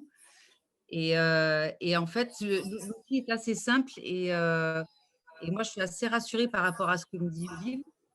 Donc, en tout cas, ce que dit Olive, je l'ai déjà expérimenté et même en étant nouvelle, ça va. Il faut juste un peu de gymnastique, un peu d'organisation, mais c'est super intuitif et on peut passer d'une formation à une autre et effectivement, surtout limiter les rôles. Parce que quand il y a une personne avec 36 000 rôles, on se perd. Au départ, moi, j'étais un peu trop dans le début. Oui, et puis rapidement, tu t'aperçois, bon, oui, voilà. Et ça, c'est normal. Mais on aurait pu imaginer, tu vois, Marie-Claire, effectivement, un espace VMS, un espace croisière, un espace POEC, et tout le monde en lien sur une bibliothèque commune nautisme. Mais c'est ce que je voudrais faire parce que comme moi, quand je suis arrivée, ce qui m'a fait flipper, c'était déjà tout ce qui est documents administratifs. Donc, la plateforme BP Voile, pour l'instant, est très administrative. Mais en fait, cette partie administrative est commune à tout le monde. Donc, du coup, j'ai appelé ça personne inscrite. Donc, on peut appeler ça la bibliothèque ou on peut appeler ça… Donc, au final, c'est la bibliothèque. Voilà. Et après, parce qu'il y a le planning, il y a les conventions, tout ce que les BP doivent avoir au niveau administratif. Et après, je bifurque, je l'ai déjà changé, mais je crois que Claroline, là, ça sature, j'arrive plus à jouer avec. Je crois qu'on est tous dessus, là, à jouer avec. Et là, je viens de le modifier. Donc là, j'ai dérouté effectivement BP VMS et j'ai un peu épuré. Pendant que tu nous formais, j'ai un peu épuré déjà. Mais cette plateforme bibliothèque, il peut y avoir une plateforme administrative, ça, je trouve ça impératif, parce qu'en plus, je peux faire le lien avec ma secrétaire.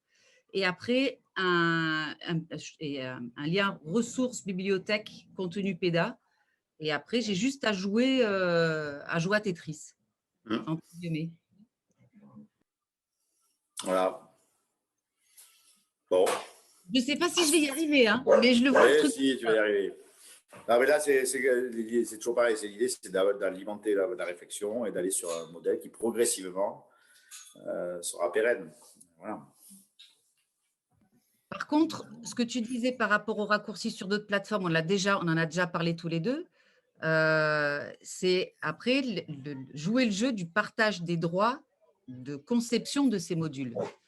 C'est-à-dire que le RNF, il n'y a pas de souci, ça joue le jeu, mais est-ce que d'autres fédés veulent bien donner ces droits-là?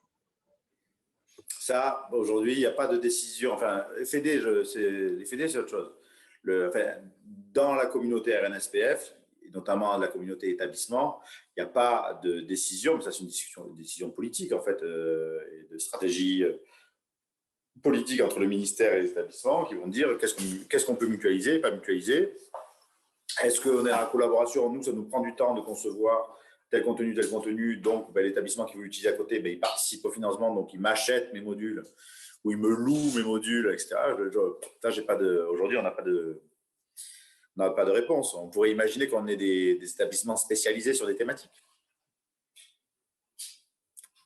qui développent tout ce qui gravite autour de la notion de projet pour certains, de l'entraînement pour d'autres, la physio pour un autre, et qui mettent en place des actions de formation sur lesquelles on intègre l'ensemble des stagiaires, avec plusieurs sessions par an, par exemple. Et ça, on n'y est pas. Hein. Enfin, on verra bien. Et voilà.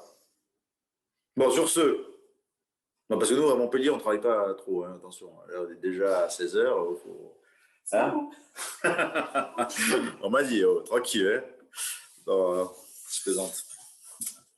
Est-ce que vous avez encore des questions, chers amis? Non? Myrtille? Non plus. Muriel? Tout va bien, merci. Angélique? Bon, alors dans ce cas-là, Denis, il faut que tu clôt. Hein. Parce qu'il y a Fred qui me parle en même temps, alors tu vois, c'est un peu compliqué. Putain, il n'est pas venu m'écouter, Fred, alors je ne le félicite pas. Allez, cool. Ouais. Bon. Tiens, il va vous faire coucou, tiens, puisque c'est ça. Je suis où? Je suis là. Bonjour à tous, ça va? Ouais, ça va. En plus, on n'entend pas parce que moi j'ai le casque. Ah oui, vous ne m'entendez pas en plus. Si, on entend, on entend. Ah, moi, je n'entends pas. Bah, parlez pas, je ne vous entends pas. Faites des signes. T'es beau, Olivier, quand tu rigoles et que je t'entends pas, finalement, c'est mieux. Moi, je t'entends, par contre. Bah, écoute, demain après-midi, hein? Comment? Demain après-midi, on fait notre vision ou pas? Oh putain, ouais, il faut que je regarde, oui, ouais, je vais essayer. Quand tu dis oh putain, je comprends, hein, j'arrive à lire sur tes lèvres. Ok, bon, tiens-moi au courant. Et Nico, oui, je regarde ça. De se caler un temps, tous les deux, que je t'explique où ça en est. Oui, bah, j'essaie de venir demain et puis de toute façon, je t'en. Bon, allez. Sur ce, je vais gérer justement les 45 mails. Nico, on s'appelle. Oui, on s'appelle. J'essaie de venir demain. Ah, oui, Nico, oui. Et Sylvain aussi, d'ailleurs. Je vous appelle. Ouais. Sans vouloir. Ça marche. Okay. Bon, je vous embrasse. J'espère que ça vous a intéressé. Je vais mettre le diaporama et la vidéo et tout ça, on la mettra sur le blog et voilà. Ouais. Il faut que moi, et puis moi, je renverrai de toute façon le replay par mail avec le questionnaire de satisfaction. Comme ça, exactement. Je mettrai tout dans un mail avec le diapo aussi. Et puis voilà. Voilà. Bon, ça roule. Allez, je vous embrasse. Bonne journée. Merci beaucoup. Au revoir. Ciao.